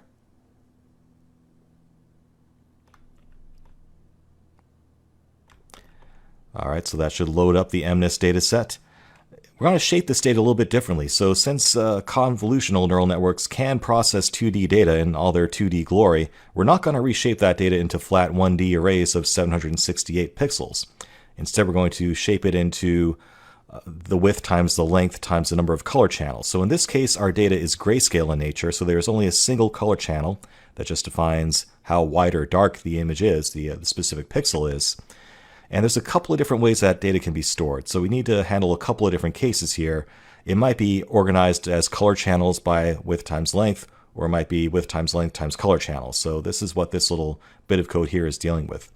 But either way, we will see if it's a channels first format or not and reshape the data accordingly. And we're going to store that shape in this thing called input shape. So that's the shape of our input test data and train data for that matter. As before, we're going to scale this data down so it comes in as 8-bit byte data, and we need to convert that into normalized floating point data instead. So we'll convert that data to floating point 32-bit values and then divide each pixel by 255 to transform that into some number between 0 and 1. Go ahead and hit Shift Enter in there to kick that off.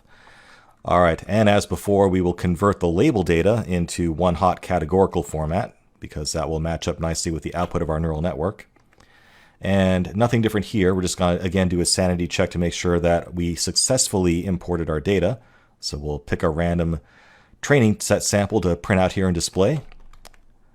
And there's the one-hot format of the 3 label, 0, 1, 2, 3. That's correct.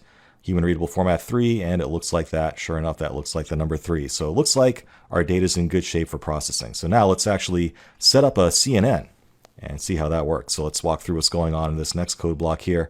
As before, we start off by setting up a sequential model that just allows us to very easily build up layers to build up our neural network here. And we will start with a conv2D layer. So what this syntax here means is that our convolutional 2D layer is going to have 32 windows, or 32 regional fields, if you will, that it will use to sample that image with. And each one of those samples will be of a 3x3 kernel size. It also needs to know the shape of your input data, which we stored previously. That's the 1 by 28 by 28 or 28 by 28 by 1, depending on the input format there. We will then add a second convolutional filter on top of that to hopefully identify higher level features. This one will have 64 kernels, also of 3 by 3 size, and we are going to use a ReLU activation function on that as well. So we've built up 2 convolution layers here. And again, you want to just reuse any previous research you can do for a given problem. There are so many ways to configure CNNs that if you start from scratch, you're going to have a very hard time to tune it, especially when you consider how long it takes to iterate between each run. These are very resource intensive. So I've just taken this from the CNN example that comes with the Keras library and drawn my initial topology from it. So now that we've done our convolution layers, we're going to do a max pooling 2D step to actually reduce that down a little bit. So we're going to take a 2x2 pool size, and for each 2x2 pixel block at this stage, we're going to reduce that down to a single pixel that represents the maximum pixel found within that pool. So note that the pool size can be different from the underlying kernel size from the convolution you did. So really this is just a technique for shrinking your data down to something that's more manageable. At this point, we'll do a dropout pass to prevent overfitting. We will then flatten what we have so far, so that will take our 2D data and flatten it to a 1D layer. And from this point, it's just going to look like any other multi-layer perceptron, just like we used before. So all the magic of CNNs has happened at this point, and now we're just going to convert it down to a flat layer that we input into a hidden layer of neurons. In this case, we're going to have 128 in that layer. Again, with a ReLU activation function. We'll do one more dropout pass to prevent overfitting, and finally choose our final categorization of the numbers 0 through 9 by building one final output layer of 10 neurons with the softmax activation function on it. All right, so let's go ahead and let that run. Again, nothing's really happening until we actually kick off the model, so that doesn't take any time at all. We can do a model.summary just to double check that everything is the way that we intended it to be. And you can see that we have our 2 convolution layers here, followed by a pooling layer, followed by a dropout, a flatten, and from there we have a dense dropout and dense multi-layer perceptron to actually do our final classification. All right. Finally, we need to compile that model with a specific optimizer and loss function. In this case, we're going to use the Atom optimizer and categorical cross entropy because that's the appropriate loss function for a multiple category classification problem. And finally, we will actually run it. Now, Like I said, CNNs are very expensive to run. So let me talk about what this command does first of all. Nothing unusual here. It just says that we're going to run batches of 32, which is smaller than before because there is a much higher computational cost to this. We're only going to run 10 epochs this time because, again, it takes a long time. More would be better, but there's only so much we have time to do. Verbosity level 2 because that's what you want to choose for running within an IPython notebook, and we will pass in our validation test data for it to work with as well. Now, I am not going to actually run this because this could actually take about an hour to run. And if you don't have a beefy machine, it might not finish at all. If you don't have enough RAM or enough CPU power, this might even be too much for one system. So I'm going to skip ahead here. I actually ran this earlier, and it did take about 45 minutes. But you can see that it very quickly converged to a very good accuracy value here, and it was still increasing. So there probably would have been value to going even beyond 10 iterations of the training here. But even after just 10 epochs or 10 iterations, we ended up with an accuracy of over 99%. And we can actually evaluate that based on our test data and recreate that 99% accuracy. So that's kind of awesome. So CNNs definitely worth doing if accuracy is key. And for applications where lives are at stake, such as a self-driving car, obviously that's worth the effort, right? You want complete accuracy of detecting if there's a stop sign in front of you, ideally, right? Even 0.1% error is going to be unacceptable in a situation like that. So that's the power of CNNs. They are more complicated. They take a lot more time to run.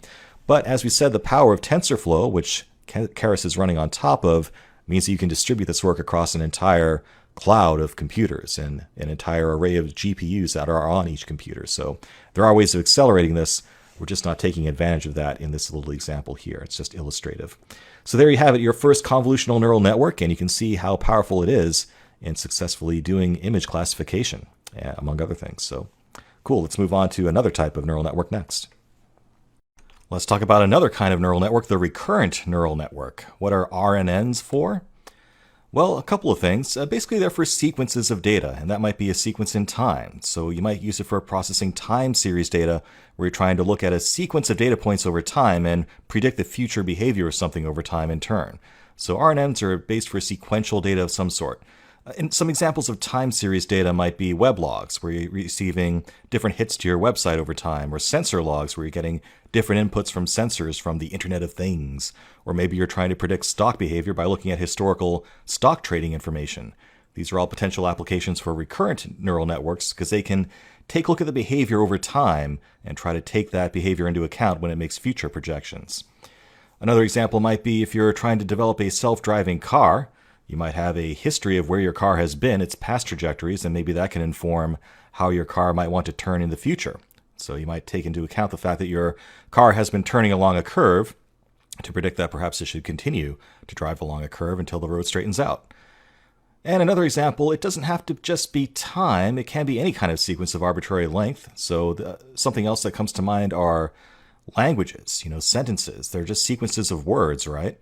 So you can also apply RNNs to language or machine translation or producing captions for videos or images.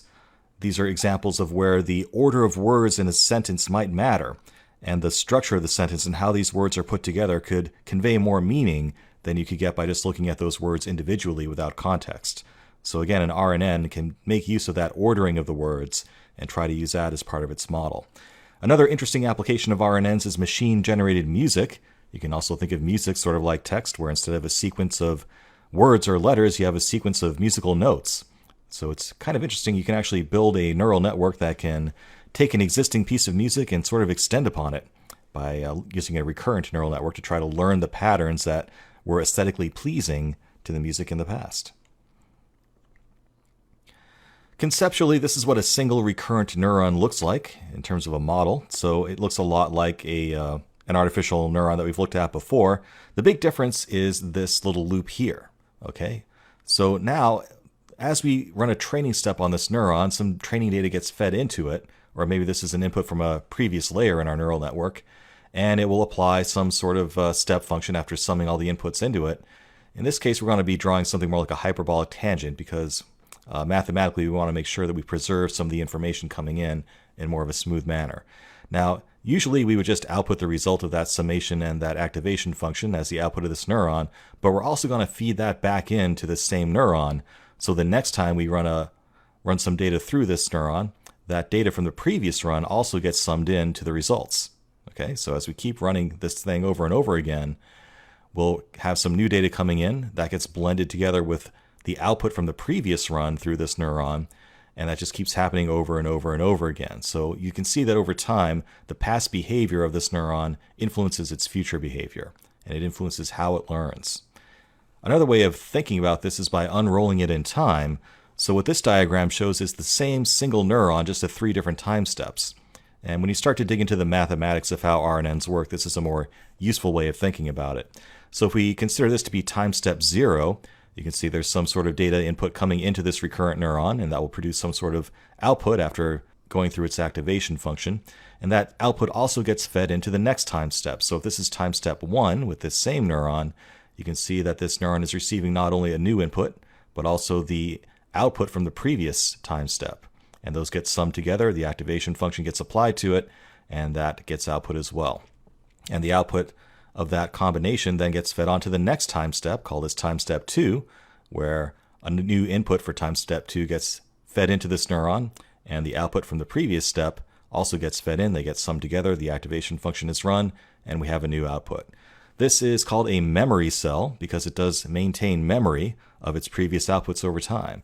And you can see that even though it's getting summed together at each time step, over time, those earlier behaviors kind of get diluted, right? So, we're adding in that time step to that time step, and then the sum of those two things end up working into this one.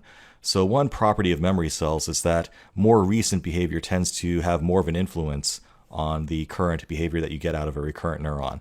And this can be a problem in some applications. So there are ways to work against that we can talk about later. Stepping this up, you can have a layer of recurrent neurons, so you don't have to have just one, obviously. So in this diagram, we are looking at 4 individual recurrent neurons that are working together as part of a layer. And you can have some input going into this layer as a whole. That gets fed into these 4 different recurrent neurons, and then the output of those neurons can then get fed back to the next step to every neuron in that layer. So all we're doing is scaling this out horizontally. So instead of a single recurrent neuron, we have a layer of 4 recurrent neurons in this example, where all of the output of those neurons is feeding in to the behavior of those neurons in the next learning step. Okay, so you can scale this out to have more than one neuron and learn more complicated patterns as a result. RNNs open up a wide range of possibilities because now we have the ability to deal not just with vectors of information, static snapshots of some sort of a state, we can also deal with sequences of data as well. So there are 4 different combinations here that you can deal with. We can deal with sequence-to-sequence neural networks. If we have the input is a time series or some sort of sequence of data, we can also have an output that is a time series or some sequence of data as well. So if you're trying to predict stock prices in the future based on historical trades, that might be an example of sequence-to-sequence topology. We can also mix and match sequences with the older vector static states that we predicted back with just using multi-layer perceptrons. We would call that a sequence to vector. So if we were starting with a sequence of data, we could produce just a snapshot of some state as a result of analyzing that sequence. An example might be looking at the sequence of words in a sentence to produce some idea of the sentiment that that sentence conveys. And we'll actually look at that in an example shortly. You can go the other way around too. You can go from a vector to a sequence. So an example of that would be taking an image, which is a static vector of information, and then producing a sequence from that vector, for example, words in a sentence, creating a caption from an image. And we can chain these things together in interesting ways as well. We can have encoders and decoders built up that feed into each other. For example, we might start with a sequence of information from a sentence of some language, embody what that sentence means as some sort of a vector representation, and then turn that around into a new sequence of words in some other language. So that might be how a machine translation system could work, for example. You might start with a sequence of words in French, build up a vector that sort of embodies the meaning of that sentence, and then produce a new sequence of words in English or whatever language you want. That's an example of using a recurrent neural network for machine translation. So lots of exciting possibilities here. Training RNNs, just like CNNs, is hard. In some ways, it's even harder. The main twist here is that we need to backpropagate not only through the neural network itself and all of its layers, but also through time. And at a practical standpoint, every one of those time steps ends up looking like another layer in our neural network while we're trying to train our neural network. And those time steps can add up fast. So over time, we end up with like an even deeper and deeper neural network that we need to train. And the cost of actually performing gradient descent on that increasingly deep neural network becomes increasingly large. So to put an upper cap on that training time, often we limit the backpropagation to a limited number of time steps. We call this truncated backpropagation through time. So just something to keep in mind when you're training an RNN, you not only need to backpropagate through the neural network topology that you've created, you also need to backpropagate through all the time steps that you've built up to that point. Now, we talked earlier about the fact that as you're building up an RNN, the state from earlier time steps end up getting diluted over time because we just keep feeding in behavior from the previous step in our run to the current step. And this can be a problem if you have a system where older behavior does not matter less than newer behavior. For example, if you're looking at words in a sentence, the words at the beginning of a sentence might even be more important than words toward the end. So if you're trying to learn the meaning of a sentence, the position of the word in the sentence, there is no inherent relationship between where that word is and how important it might be in many cases. So that's an example of where you might want to do something to counteract that effect. And one way to do that is something called the LSTM cell. It stands for long short-term memory cell. And the idea here is that it maintains separate ideas of both short-term and long-term states. And it does this in a fairly complex way. Now, fortunately, you don't really need to understand the nitty-gritty details of how it works. There is an image of it here for you to look at if you're curious. But the libraries that you use will implement this for you. The important thing to understand is that if you're dealing with a sequence of data where you don't want to give preferential treatment to more recent data, you probably want to use an LSTM cell instead of just using a straight-up RNN. There's also an optimization on top of LSTM cells called GRU cells. That stands for Gated Recurrent Unit. It's just a simplification on LSTM cells that performs almost as well. So if you need to strike a balance or a compromise between performance in the terms of how well your model works and performance in the terms of how long it takes to train it, a GRU cell might be a good choice. Training them is really hard. If you thought CNNs was hard, wait till you see RNNs. They are very sensitive to the topologies that you choose and the choice of hyperparameters. And since we have to simulate things over time and not just through, the static topology of your network, they can become extremely resource intensive. And if you make the wrong choices here, you might have a recurrent neural network that doesn't converge at all. It might be completely useless even after you've run it for hours to see if it actually works. So again, it's important to work upon previous research to try to find some sets of topologies and parameters that work well for similar problems to what you're trying to do. This all makes a lot more sense with an example, and you'll see that it's really nowhere near as hard as it sounds when you're using Keras. Now, I used to work at IMDb, so I can't resist using a movie-related example, so let's dive into that next and see RNNs, recurrent neural networks, in action. What we're going to do here is try to do sentiment analysis. So this is going to be an example of a sequence-to-vector RNN problem, where we're taking the sequence of words in a user-written movie review, and we try to output a vector that's just a single binary value of whether or not that user liked the movie or not, whether they gave it a positive rating. So this is an example of doing sentiment classification using real user review data from IMDb. And since I used to run IMDb's engineering department, this is a little bit too tempting for me not to do as an example here. Now, mind you, just to give credit where credit is due, this is drawn heavily upon one of the examples that ships with Keras, the IMDb LSTM sample. I've sort of embellished on it a little bit here, but the idea is there, is just to give credit where credit's due. And it does warm my heart, by the way, that they include the IMDb dataset as part of Keras for you to experiment with. So it's bringing back good memories for me. I enjoyed working there. Anyhow, this is another example of how we're going to use LSTM cells, long short-term memory cells, because again, when you're dealing with textual data, a sequence of words in a sentence, it doesn't necessarily matter where in the sentence that word appeared. You don't want the property of words toward the end of the sentence counting more toward your classification than words at the beginning of the sentence. In fact, often it's the other way around. So we're going to use an LSTM cell to try to counteract that effect that you see in normal RNNs where data becomes diluted over time, or as the sequence progresses in this example. So let's just dive in and see how it works. We'll start by importing all the stuff that we need from Keras. We're going to use a sequence, pre-processing module, sequential model, so we can embed different layers together. We're going to introduce a new embedding layer as part of our RNN in addition to the dense layer that we had before. We will import the LSTM module, And finally, we'll import the IMDb dataset. So let's go ahead and Shift Enter to do all of that and get Keras initialized. And that's done now. So now we can import our training and testing data. Like I said, Keras has a handy dandy IMDb dataset pre-installed. Oddly, it has 5,000 training reviews and 25,000 testing reviews, which seems backwards to me, but yeah, it is what it is. The one parameter you're seeing here for num words indicates how many unique words that you want to load into your training and testing dataset. So by saying num words equals 20,000, that means that I'm going to limit my data to the 20,000 most popular words in the data set. So if someone uses some really obscure word, it's not going to show up in our input data. Let's go ahead and load that up. And since it does have to do some thinking, it doesn't come back instantly, but pretty quick. Okay, we're in business here. Let's take a peek at what this data looks like. So let's take a look at the first instance of training data here. And what the heck? It's just a bunch of numbers. It doesn't look like a movie review to me.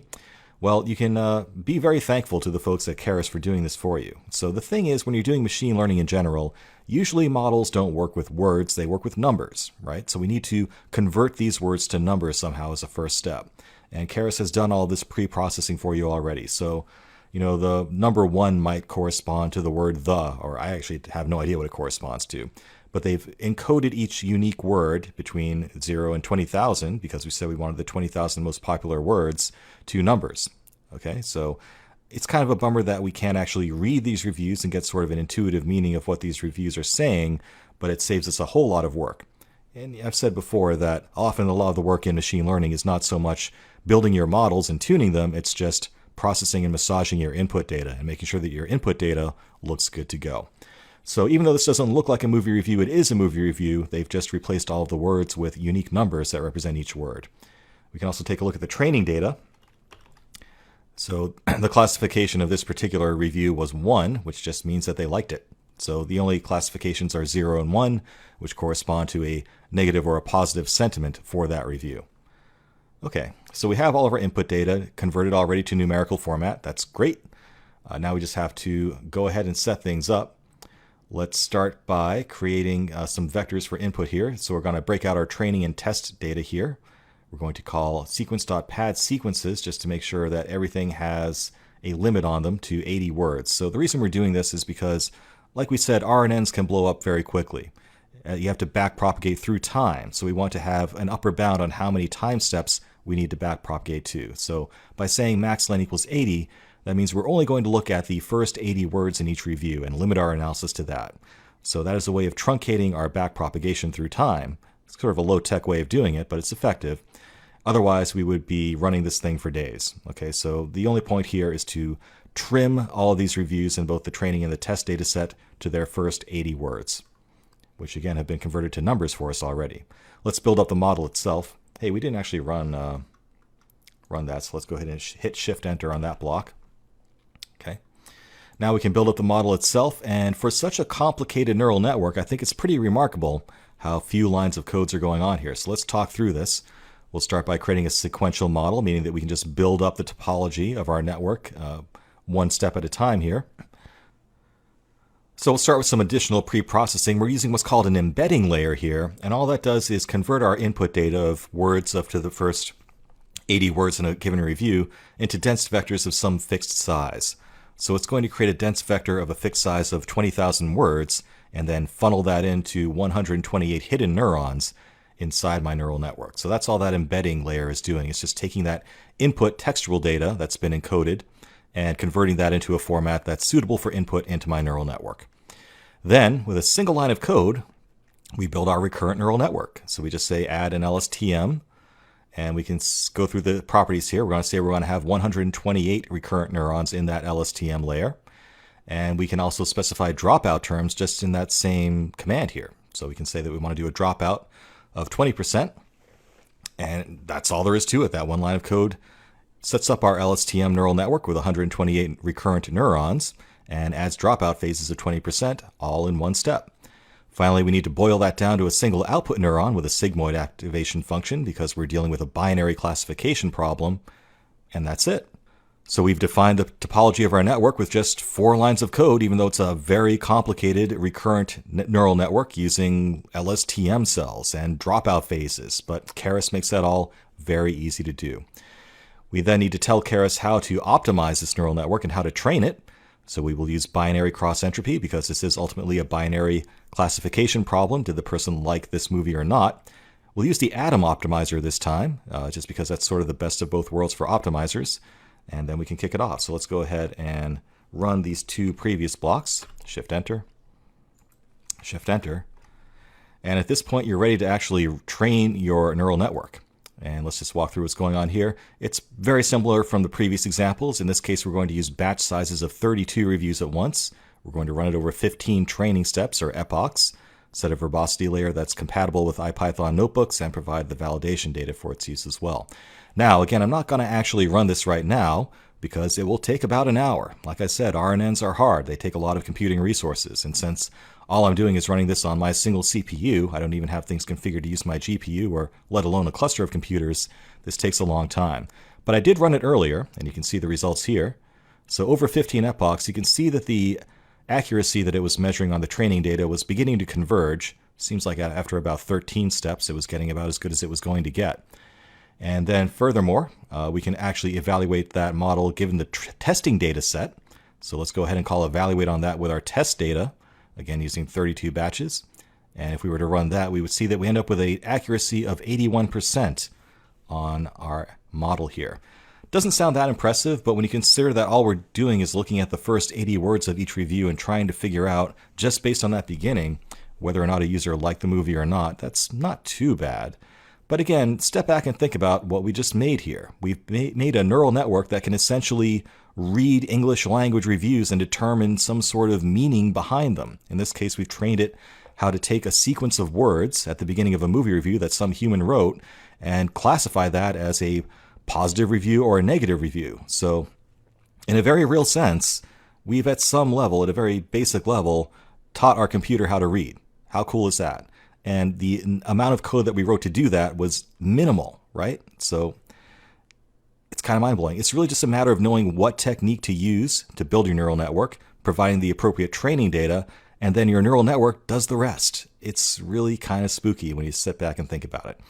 Anyway, cool stuff. So it's a great example of how powerful Keras can be, and a great example of an application of a recurrent neural network, not using the typical example of stock trading data or something like that, but instead for sentiment analysis, where we took a sequence of words and used that to create a binary classification of a sentiment based on that sequence. So fun stuff, RNNs and Keras.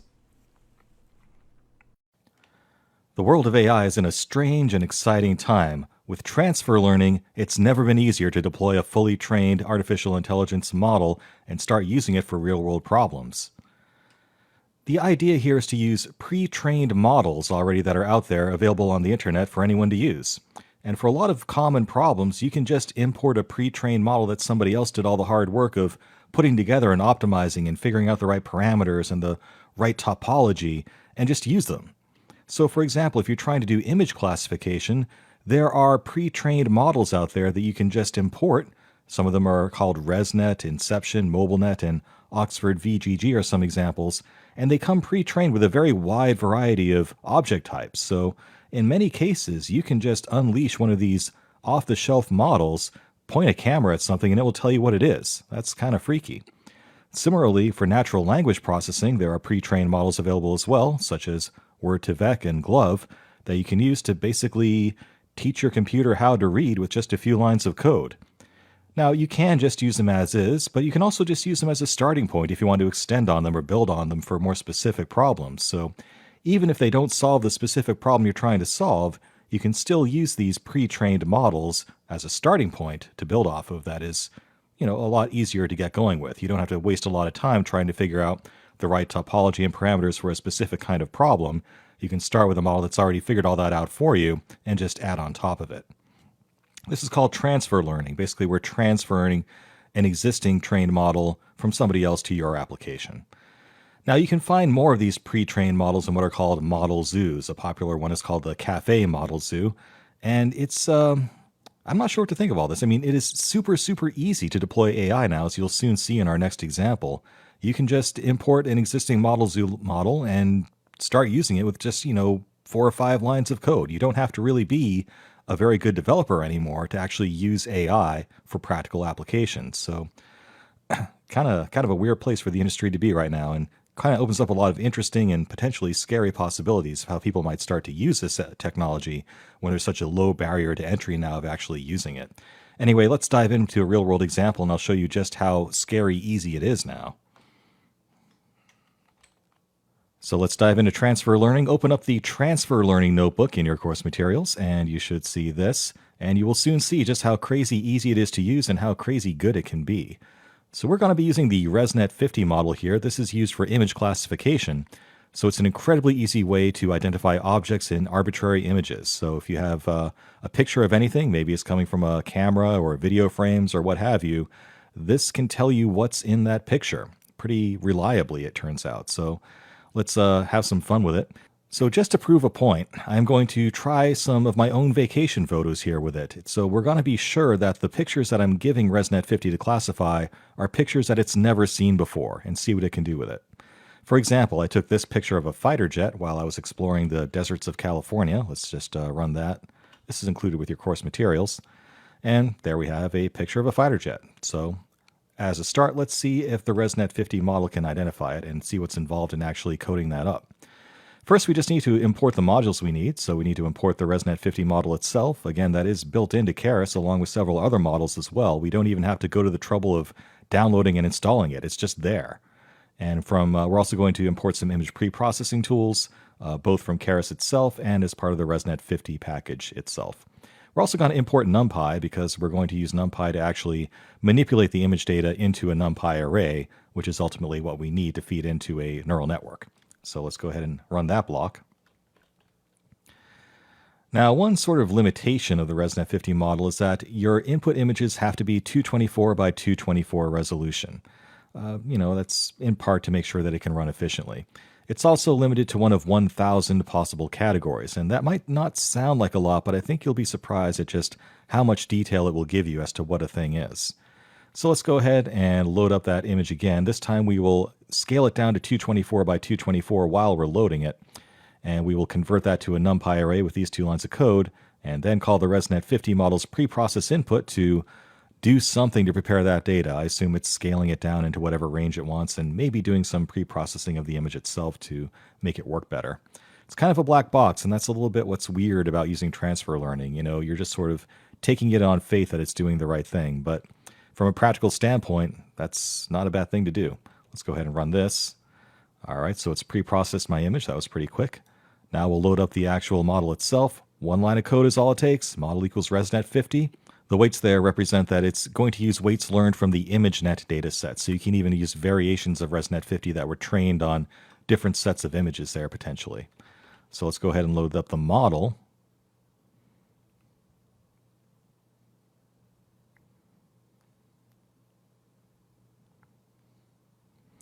And that's done. So now we can just use it.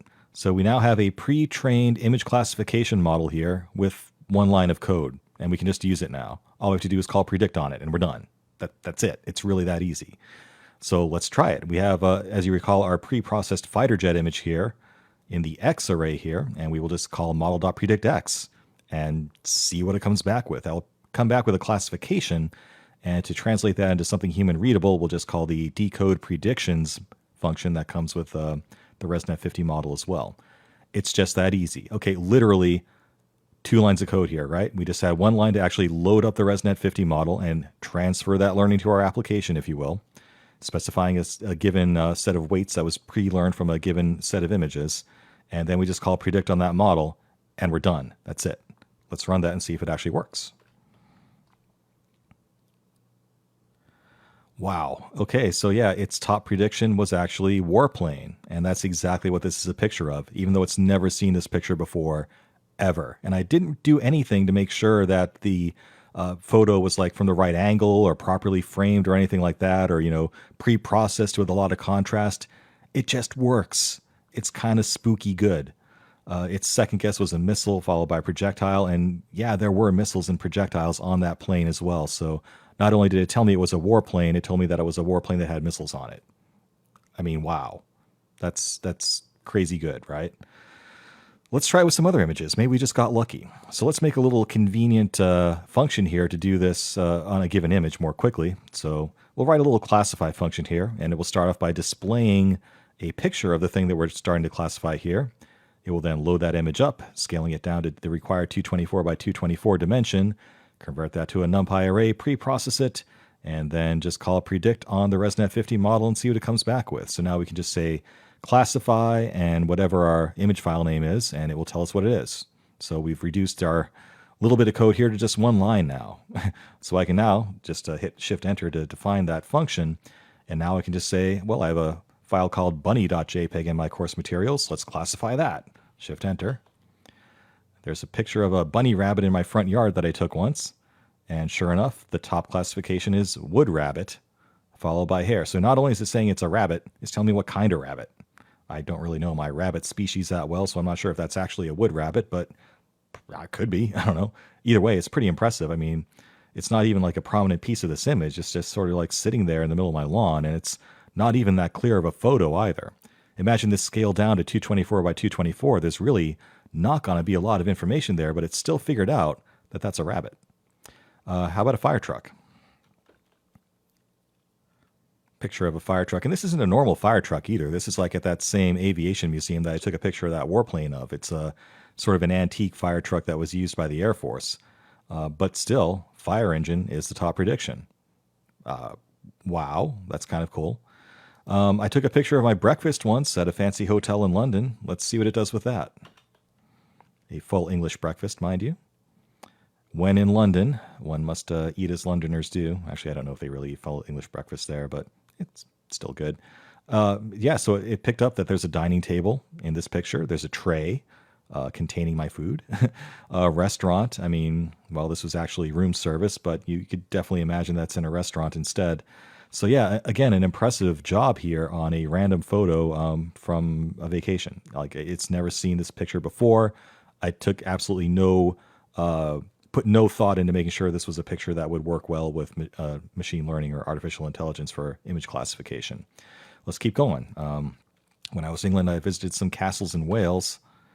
It's a picture of a castle I visited. Go to Wales, guys. It's beautiful there. Yeah, it's a castle. That's its top prediction. Second guess was a monastery or a palace. Both good guesses, but yeah, it's a castle. And, you know, it's not even a typical looking castle, and it still figured it out. This is incredible stuff. All right, let's see if I can trip it up. I also took a trip to New Mexico once and visited what's called the Very Large Array. This is basically an array of giant radio astronomy dishes.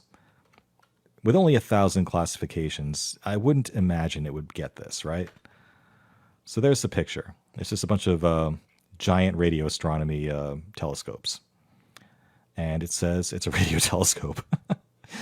This is mind-blowing stuff, guys. All right, one more. I took a picture of a bridge once. I don't even remember what bridge it is. Oh, London Bridge, apparently. Okay, what's this, ResNet 50? A suspension bridge. And also there's a pier and a chain link fence in there as well for good measure. So that's pretty impressive, right? I mean, so if you need to do image classification, you don't even need to know the details of how convolutional neural networks work or how to tune them and, how to like build up the right topology and iterate on the right hyperparameters. You can just use somebody else's work who already did that. And by using model zoos from the Caffe Model Zoo or elsewhere, for a lot of common problems, you can just get up and running in a couple of lines of code. It's never been easier to use artificial intelligence in a real-world application now. So although it's good to understand the fundamentals, especially if you're going to be doing something that nobody's ever done before, for common AI problems, there's been so much research in recent years that there's a good chance that somebody's already solved the problem that you're trying to solve, and you can just reuse their results if they were kind enough to publish them on a model zoo somewhere. Wow. So yeah, try it out on some photos of your own too. Why not?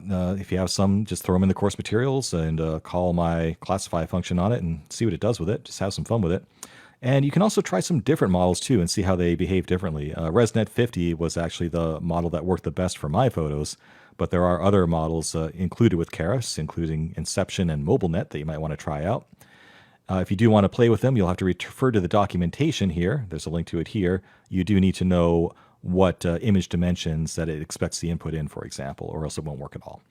So yeah, give it a try. And man, it's mind-blowing stuff, guys. Just kind of like sit there and let it sink in that it's that easy to use AI right now. All right, let's see variational autoencoders in action. And to put a little bit of twist on things, we're not going to use the traditional MNIST dataset of handwritten numbers. We're going to use the fashion MNIST dataset, which is actually little pictures of pieces of clothes. So mixing it up a little bit here.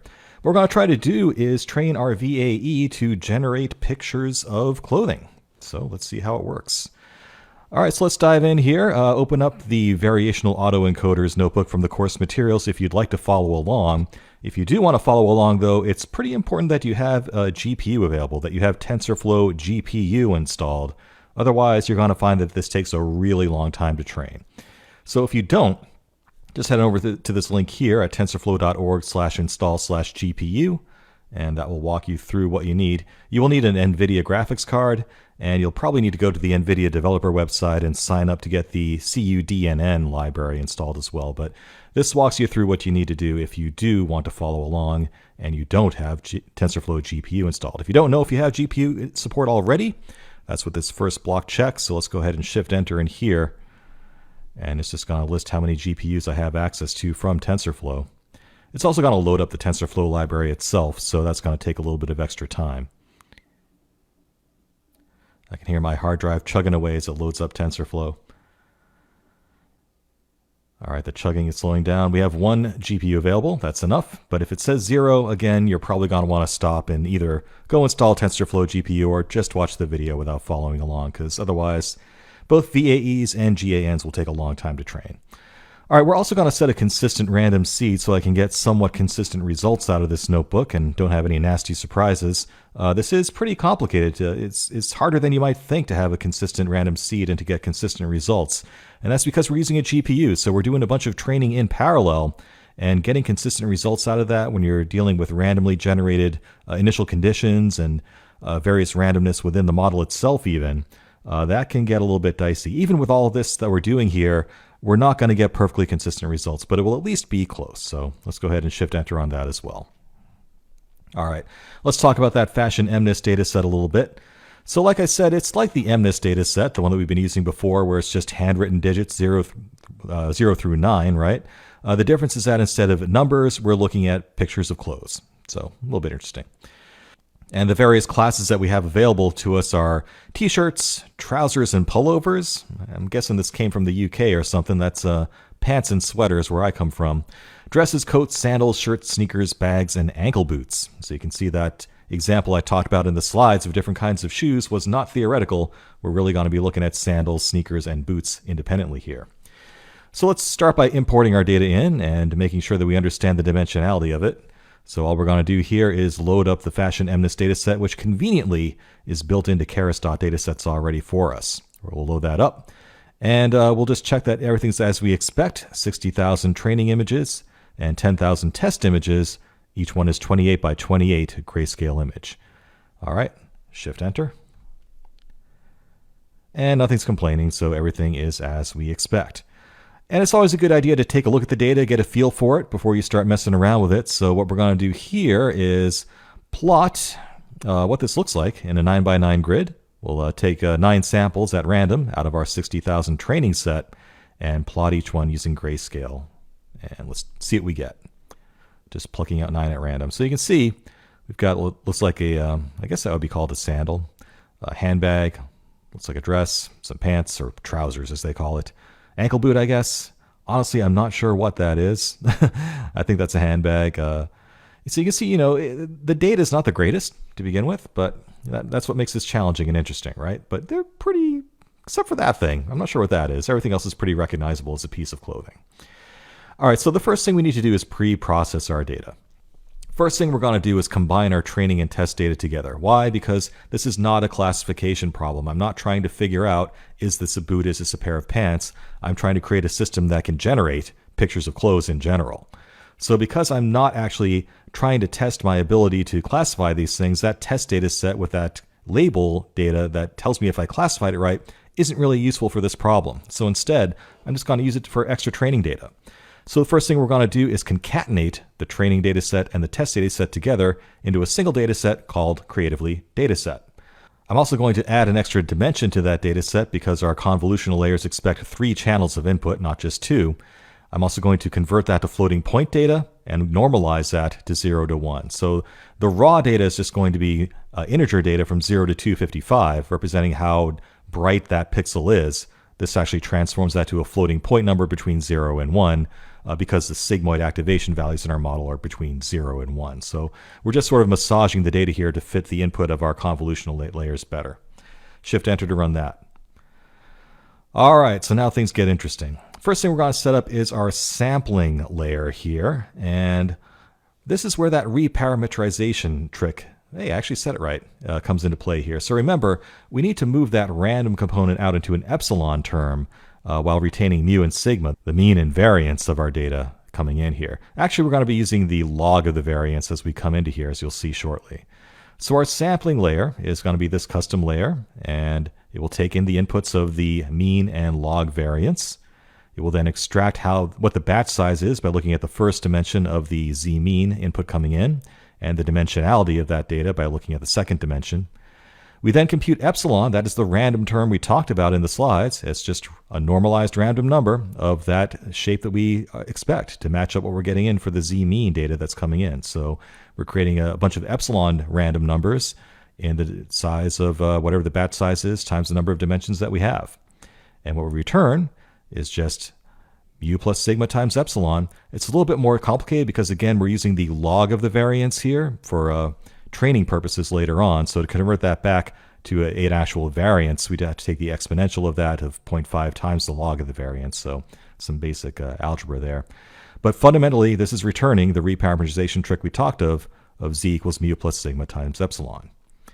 All right, next let's actually create our encoder model. Let's run that before we forget. Shift-Enter. We're going to be using the Keras functional APIs to build this because it's a little bit complicated, or more complicated than usual. It's not really that hard.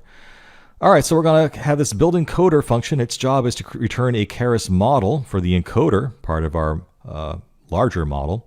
Let's start by setting up a sequential model that consists of 2 conv2d layers. We're going to start off with a 128 number of filters going down to 64. We'll then flatten that out and dump it into a dense layer of 256 neurons at the end. And Strida 2, like we talked about. Again, these are kind of hyperparameters. The topology of this, the exact number of filters that you use at each convolution layer, those are things you can play with. The number of convolution layers you have, what the strides are. So I've seen people, like I said, leave strides of 1 and 2 in there for more complexity if they need more neurons in their model for doing a more complex task. Again, it's a lot of trial and error to get this right. So it's kind of the dirty little secret of deep learning. A lot of it's just experimentation and trying different things until you see what works the best. All right, so we're going to pass in our inputs through that convolutional block. So we just call that sequential model that we just set up with the encoder inputs that come into this function, this build encoder function. Next, we'll create a dedicated layer to learn the mean and the variance in parallel. So we're setting up 2 different layers here.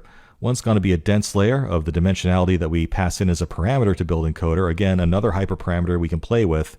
One's going to be dedicated to learning the means, and ones will be dedicated to learning the logs of the variances as we go. Okay. We then call sampling layer with the z-mean and z-log var that we just set up there.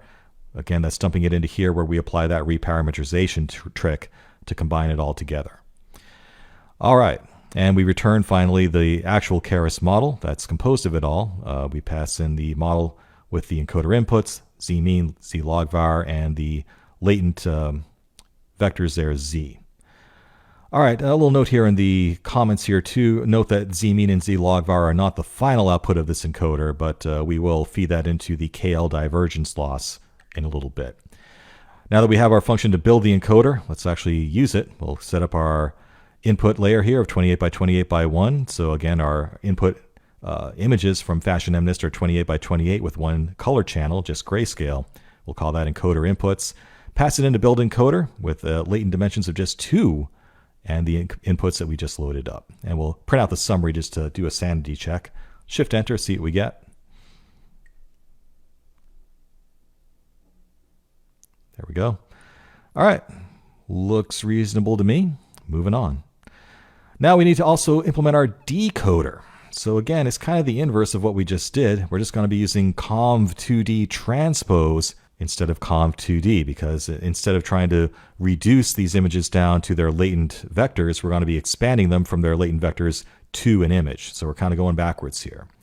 The model here is going to start off with a dense layer. We're going to reshape that to 7 by 7 by 64, and then we'll set up 3 conv2d transpose layers, starting at 128 filters down to 64, and then finally down to a single image that we should finish up with. A little bit confusing potentially here because, you might say to yourself, why are we going down in size here when we're trying to make a bigger image? But, this is the dimensionality of the number of filters we're applying here and not the size of the image that we're producing. So keep that in mind. All right, we'll return the model. Again, just passing in that model that we called L1 here with the latent inputs being passed into build decoder, and we'll call it decoder. And then we'll actually build it by loading up the input shape there. Again, the shape coming in is just 2 because we created the encoder with a dimensionality of 2 just above us. We'll then call build decoder there and print out the summary of the decoder model. Shift enter. Yep, looks reasonable to me. All right, next we need to set up our loss functions. Yes, plural. There are 2 of them, and I didn't really make that explicit in the slides, I don't think, but it's definitely explicit here. So there are 2 loss functions here. One is the reconstruction loss, and that's what's going to be penalizing images that are not similar to the original images. So remember, our overall goal is for our decoder to generate images that are as close as possible to the original images that were fed into the autoencoder. And this is the loss function that measures that. It's just using binary cross entropy on the original data fed in and the reconstructed data that was generated by our decoder. Okay, pretty simple stuff there. Shift enter.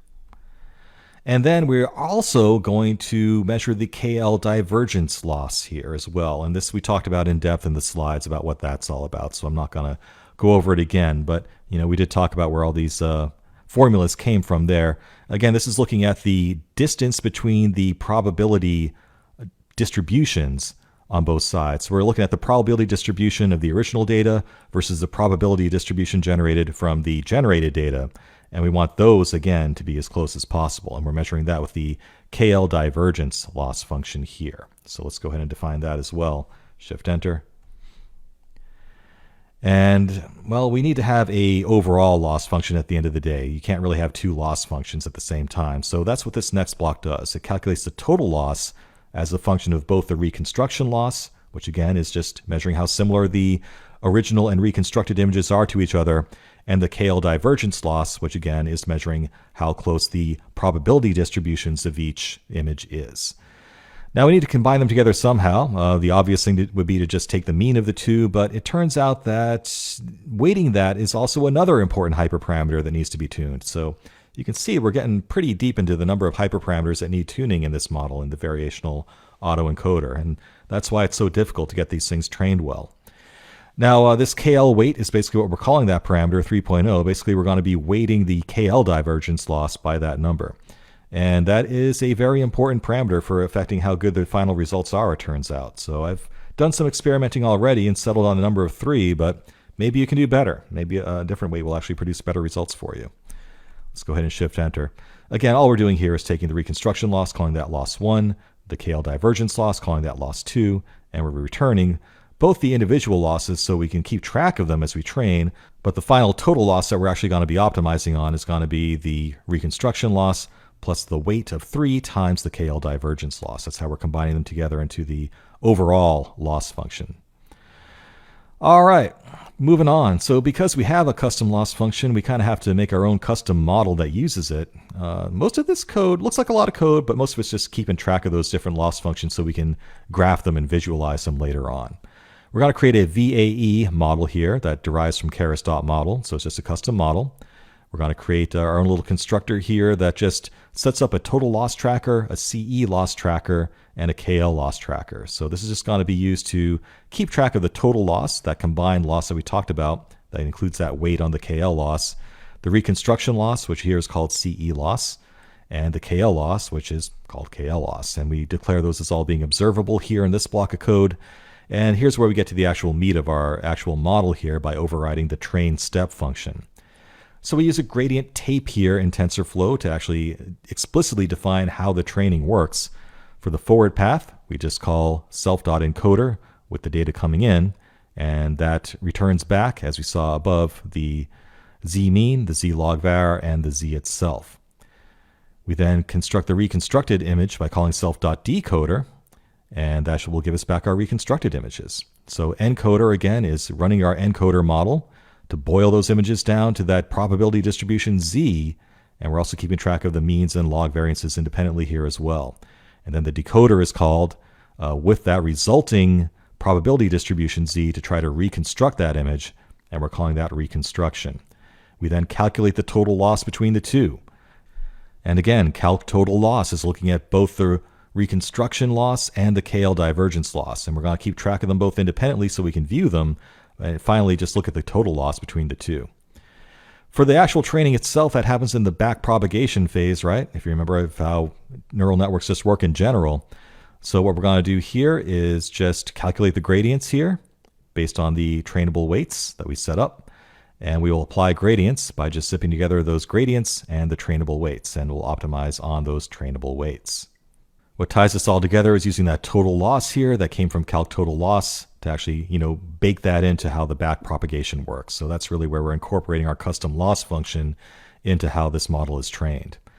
Again, we're going to keep track of all those individual loss functions, both the KL loss, the reconstruction loss, and the total loss function that combines the two independently, so we can graph them all independently as well. And we return all three just so that we can keep track of them. All right, Shift-Enter to set that up. Shouldn't take long, but this next block will take a long time.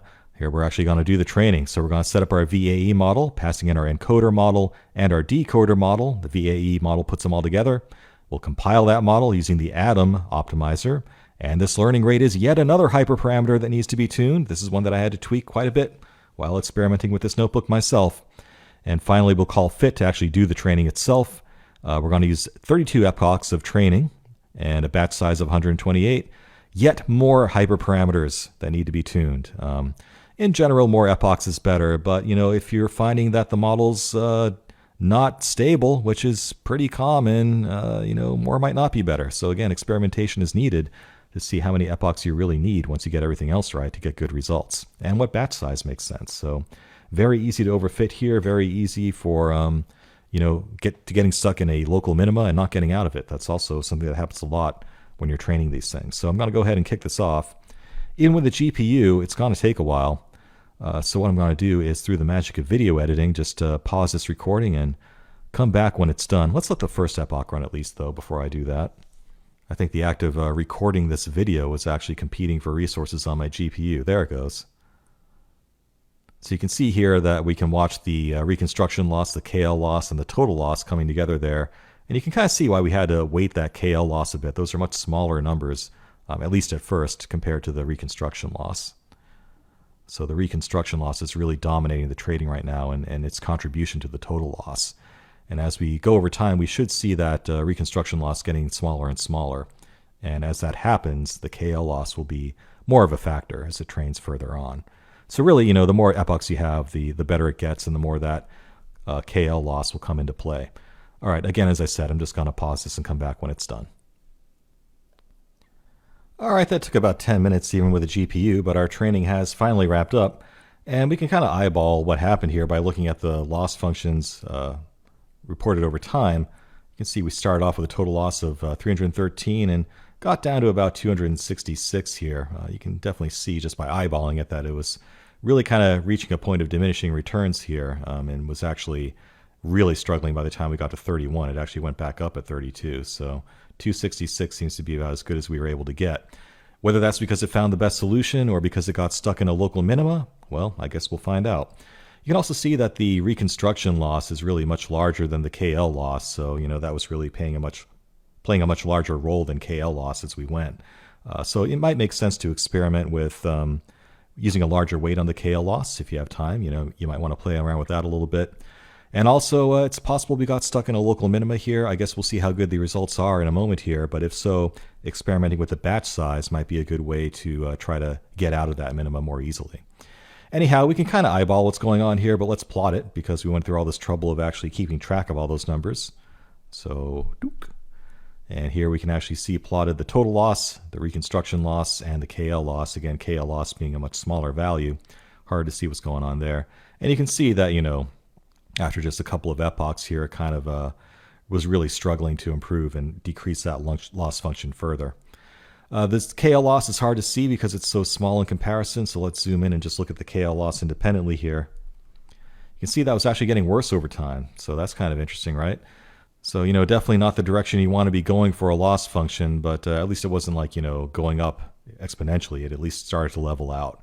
So this might suggest that training for even more epochs may have been beneficial because, we were starting to get to a point where we couldn't really squeeze anything more out of the reconstruction loss, but there are improvements to be made on KL loss. So if we went further in training, we might have seen that KL loss start to drop as it started to basically turn to that for making the model a bit better. All right, so let's see what kind of results we got here. So we're just going to randomly pick a mu of 1 and a variance, a sigma of 2, and see what we get out. So again, the idea here is to sort of, now that we've trained the model, we can throw out the encoder and just use the decoder to construct synthetic images. So let's see what a probability distribution of 1 and 2 gives us. So we're just going to call the decoder, ask it to predict, actually generate an image based on the input of 1, 2. And again, that corresponds to our mean and variance. We'll just plot that as a grayscale image, 28 by 28, and see what we get back from it. Hey, that's pretty cool. So we have synthetically created, apparently, a pair of pants. That looks reasonable, right? So, hey, I'm pretty happy with that. That's the training worked. Awesome. Let's go further. So let's actually generate 256 images now entirely at random. What we're going to do is just guess at the z distribution each time with a random mu and sigma. And, don't worry about guessing here. We can actually get back the actual mu and sigma associated with each category systematically, or at least approximate it if we want to. But for now, let's just generate 256 random images. So we're just going to guess with random normal distributions for both the mu and sigma at a scale of 4 and see what we get back. So let's construct 256 of those random distributions, call the decoder on that entire array of input values, and plot them all out one at a time as, again, 28 by 28 grayscale images in a 16 by 16 grid. Boop.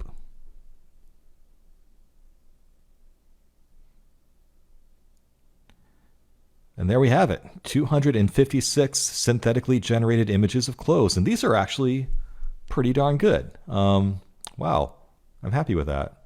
So yeah, this isn't really much worse than the source imagery, really. So I think we got lucky that time, and we actually hit on a real solution here during training. Yeah, I see, sweaters, I see shirts, I see pants, I see sandals, I see ankle boots.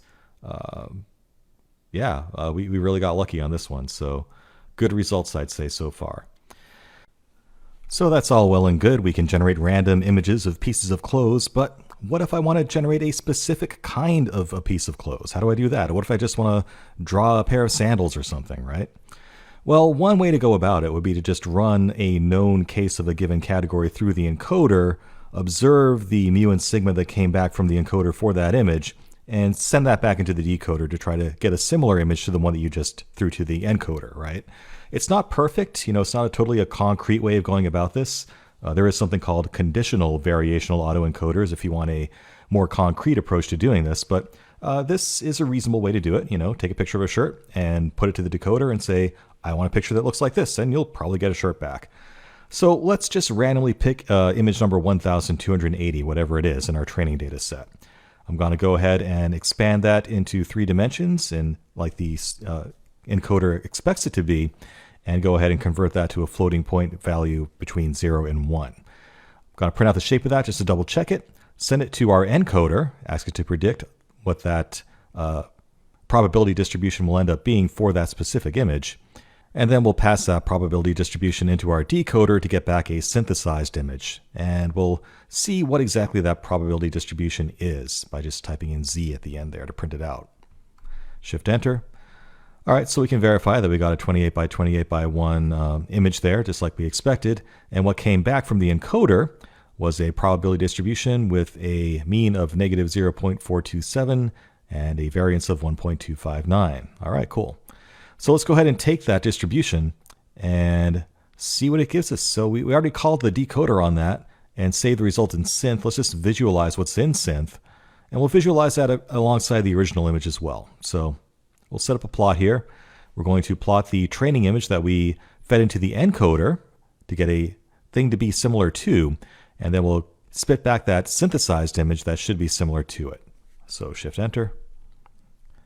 And yeah, sure enough, turns out image number 1280 is a dress, and we got back a shape that looks kind of like a dress. So by doing this, we were able to synthesize a specific category of clothes. So that's one way to go about using that VAE. Another thing you can use VAEs for is basically unsupervised learning. So let's visualize what those probability distributions look up if we color them by the actual known classifications. So I'm going to feed in the labels from our training and test data here to this graph and plot the means and variances across our entire data set there from the encoder. So we're going to throw the entire data set into our encoder, plot the resulting probability distributions, and color those based on their known categories. Got it? Let's go ahead and Shift-Enter and see what that looks like.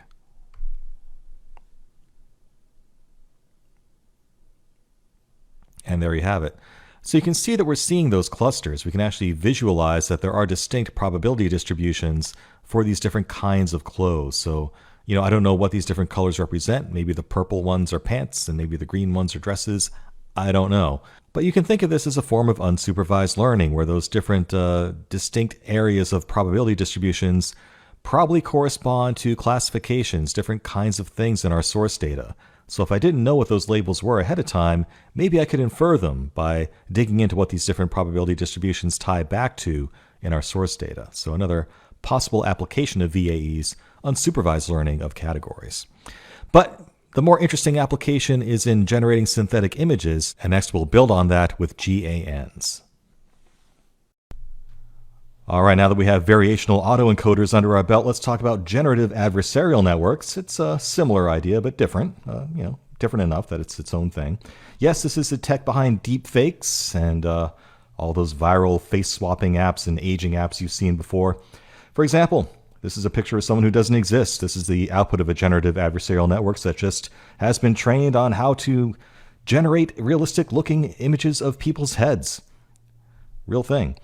And again, I'm not going to get into the ethics of this. We already lectured you about that earlier in the course, but this is the tech behind deepfakes, but it's also the tech behind all those viral apps you see for face swapping and aging people and making people look like Disney characters and all that stuff, right?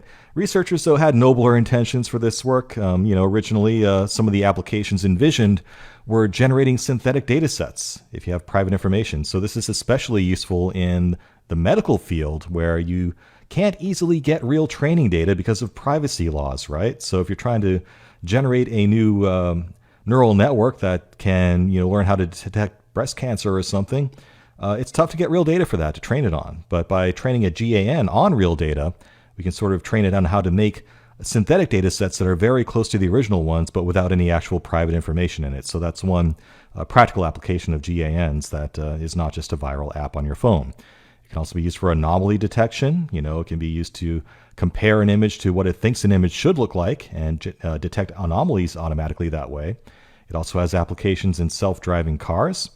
It also has applications in art and music. You could train a GAN on how to create an artwork in the style of Picasso or whatever your favorite artist is, or how to generate a symphony in the style of Beethoven or Mozart.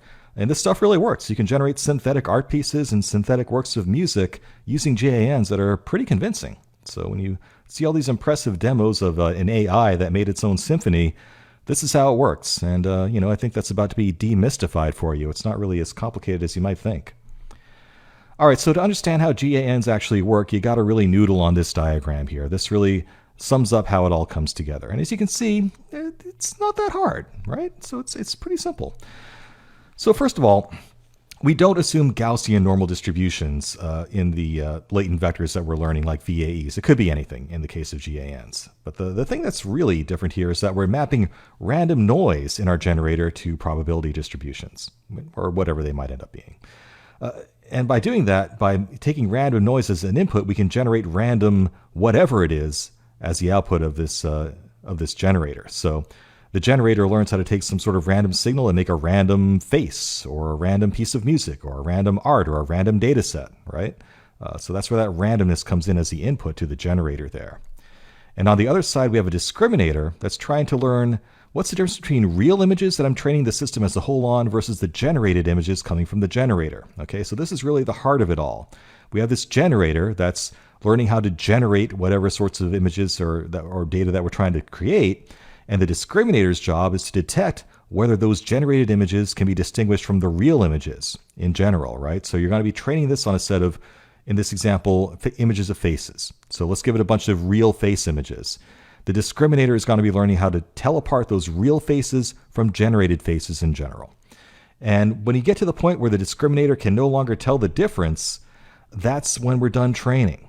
So you have this adversarial network going on here. The adversarial part is that the generator is an adversary to the discriminator. So the generator is trying to always fool the discriminator into thinking that the images it's creating are real. And the discriminator is trying to catch the generator in lying, right? So they're sort of in tension with each other. And that makes it a very tricky thing to train. You know, in practice, this is a very fragile system to actually get going. But once it works really well. And that's why I'm saying that once the discriminator can no longer tell the difference between the real faces and the generated faces, or the real whatevers and the generated whatevers, we're done training, in theory, right? Because in practice, it's really hard to get this trained right. There's a ton of hyperparameters to tune. It ends up being very unstable. So an awful lot of trial and error is needed to actually train one of these things and get good results out of it. But when you take that effort, you end up with some pretty impressive stuff from GAN. So before I move on, I want to let you sort of noodle on that diagram a little bit more, because this is really the heart of understanding GANs, okay? So we have random noise that we're using that is going into a trained generator that learns how to generate fabricated whatever it is, faces in this example. We then are training the system as a whole with real faces as well. The discriminator is being trained how to distinguish the real from the fake images or data in general there. Over time, the discriminator has a harder and harder time of learning what's real and fake as the generator gets better and better at generating convincing fake images. When we get to a point, once the discriminator can no longer tell the difference, we have a really well-trained generative adversarial network going on here. Okay, so that's kind of the heart of it. We're training a generator how to generate fake data, a discriminator that is trained on how to tell the difference between real data and fake data. And when these things sort of come together, we have a generator that can generate stuff that the discriminator cannot tell the difference between from the real stuff. Okay? Fancy math, this is what it all comes down to. I'm not going to get into it too much, but that is the adversarial loss function for the system as a whole.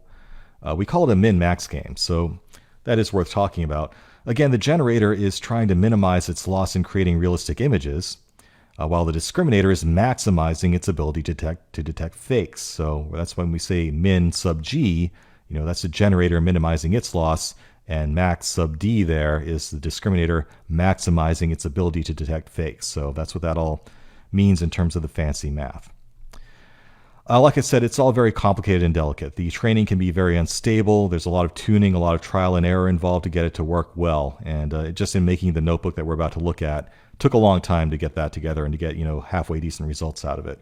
It can also take a very long time to train, a lot of computational resources to train. But once you have it, it's a very efficient way of creating fake images of faces or whatever it is you're trying to create. Some other problems that it runs into, though, is something called mode collapse. So a problem is that, if you have different kinds of something, different kinds of faces, different kinds of pictures of shoes, whatever it is, the system can just learn how to make one of those things very efficiently and very convincingly, and that will still result in a low loss function across the system as a whole. So it's not uncommon, for example, if you're trying to train it how to create fake images of shoes, for it to only really learn how to make fake images of a sandal. And that's a problem. That's called mode collapse, where we just learn how to make one specific kind of thing really well, but it's not as general as we want it to be. It also suffers from the vanishing gradient problem a lot. We talked about that earlier in the course. And with that, let's go into some examples of seeing GANs in action, because I think it makes a lot more sense when you kind of see what it's happening in real time under the hood. And then we'll dive into a notebook and actually get hands-on with using one. So to help you understand how GANs are trained, let's look at a few hands-on interactive examples here. And after this, we'll go through a notebook to go through it in more detail. But a really nice tool for visualizing how this training works is the GAN lab here. And let's talk about what's going on here. So instead of starting off by trying to generate fake images, let's start with something simpler, easier to wrap our heads around. Let's just choose a two-dimensional data distribution here. So what I'm going to do is try to create a GAN that learns how to create a ring. Okay, so we have this distribution of 2D points in this general ring shape here. And what we want to do is train our GAN to take a random input and randomly generate a distribution that matches that as well as possible. So in this visualization, we're going to see the real data points plotted in green. This is coming from our real distribution. And the fake ones being created by our generator will show up in purple as we train. And as the training goes on, we'll be able to visualize in a heat map the loss functions of the generator and the discriminator. So as we go, we'll see the discriminator trying to classify these points as real or fake. And what we should see is that it should eventually converge around sort of a ring shape where it identifies things in the ring as being real and things that are outside of the ring as being fake. And we can actually see over time how well the generator is doing at tricking the discriminator and how good the discriminator is doing at telling real and fake apart. So let's go ahead and kick this off. Just hit play and we can watch it in action. So you can see that our fake data here is kind of like going all over the place here at first as it starts to learn, but pretty quickly it's going to start to fall into more and more of a ring shape. And we can see our discriminator here heat map. So right now the discriminator is saying, okay, fake ones are over here, they're over here. The purple again is fake and green is real. And already we can see that we're getting sort of this ring, this circle here of white here, where it's going to start putting that green real classification around that ring and a purple fake classification everywhere else. And as we go on, it should get tighter and tighter. Already we're seeing the generated purple fake samples starting to get more and more within that actual distribution that came from the original real data distribution there. And let's take a look at the metrics over here. So we can see that over time, the discriminator's loss function is decreasing, but kind of holding steady because it's starting to get harder and harder to tell the two apart, right? But the generator's loss function is starting to stabilize here. You know, could be better. Things are getting a little bit wonky here. We can see that we've already sort of maybe hit a local minima there and kind of got a little bit unstable there and it's kind of trying to work its way back to something better. And again, you know, the thing with GANs is that they're very unstable.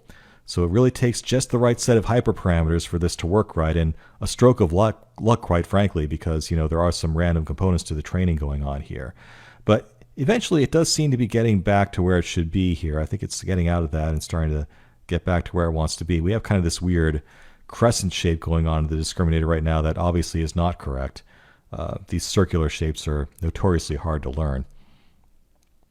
And those generated samples are really kind of falling into a line there, not really a circle. It was actually better earlier. Oh, wait, I think we're getting back into a better state here. All right, now we're starting to converge into something that looks a little bit better. Yeah, you can see that starting to stabilize. And we can see in the graphs here that the generator loss function is decreasing. The discriminator's loss function is starting to stabilize. Those are all pretty good signs. But again, you know, not awesome. You know, we can see the overall manifold of the generator here. It's not really that circle shape, but at least it's getting closer. It's kind of falling off the edge here with that distribution. And it can't really seem to get out of that in this case. So we're kind of stuck here, it seems. If we were to start it again, we'd probably, get different results. So let's try it again. Now that we have a better feel of what's going on. All right, so again, the generator has got a little bit luckier this time. We're actually getting into more of that circle shape a little bit earlier on, it seems. And we can see that the loss functions are more or less stable here. Because again, we kind of guessed correctly from the get-go. Still got some of those fake samples in the middle there where they shouldn't be. We'll see if that improves over time. All right, this is starting to look better. You know, that generator manifold there is looking more circular. Discriminator is, still kind of focusing on that upper right quadrant there, but overall the results aren't too bad.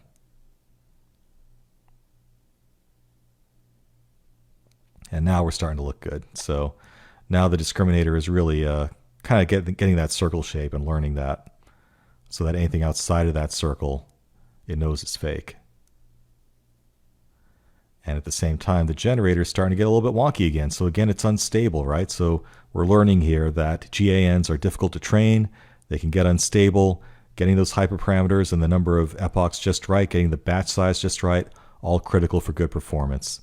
Why don't we try something a little bit simpler? Let's try this data distribution, which is just a straight line.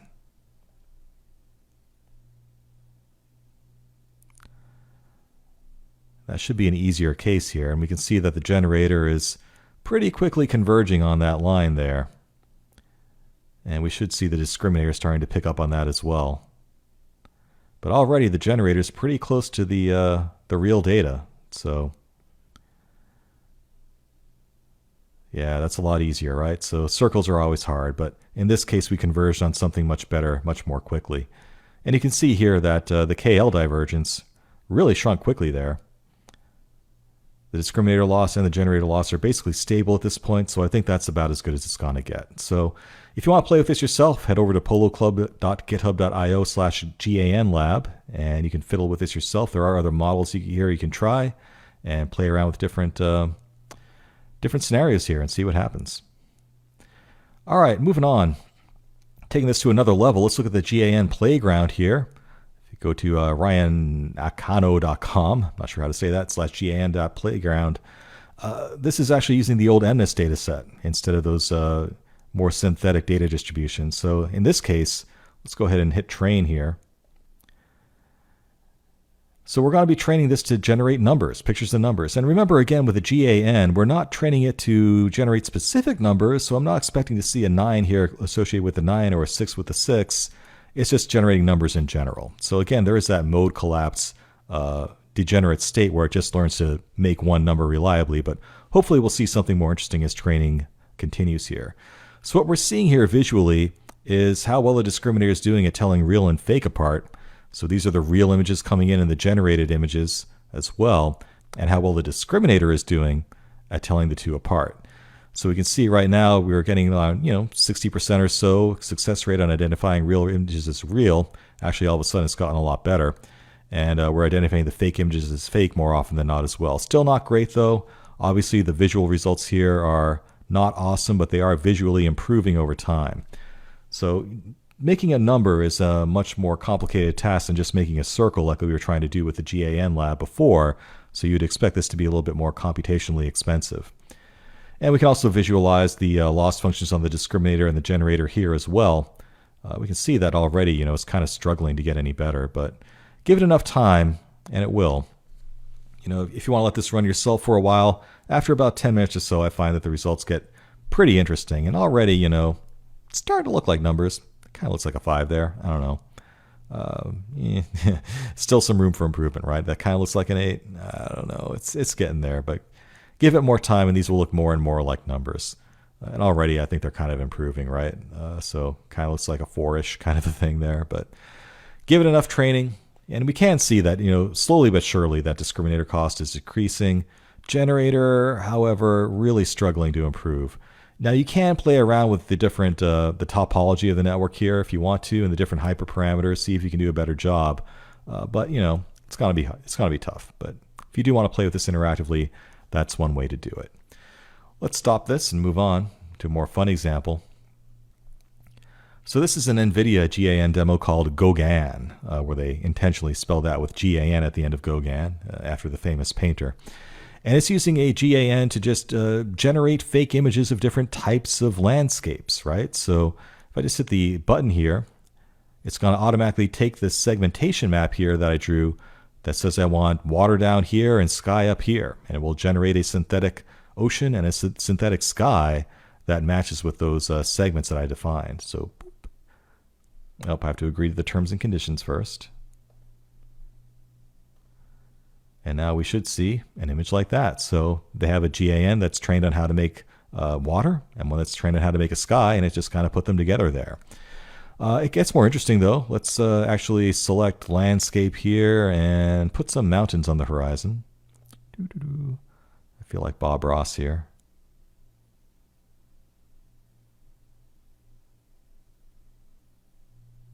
And you can make any kind of landscape you want this way. So not really going to be getting into any math or Neural network topologies here is just sort of a fun example of what you can do with GANs. And we got some mountains there. Kind of a weird boundary there between mountains and water. Let's give it some ground there, some dirt. And I'll sort of make that ocean into a lake. I don't want to waste too much time on this. This isn't a painting class.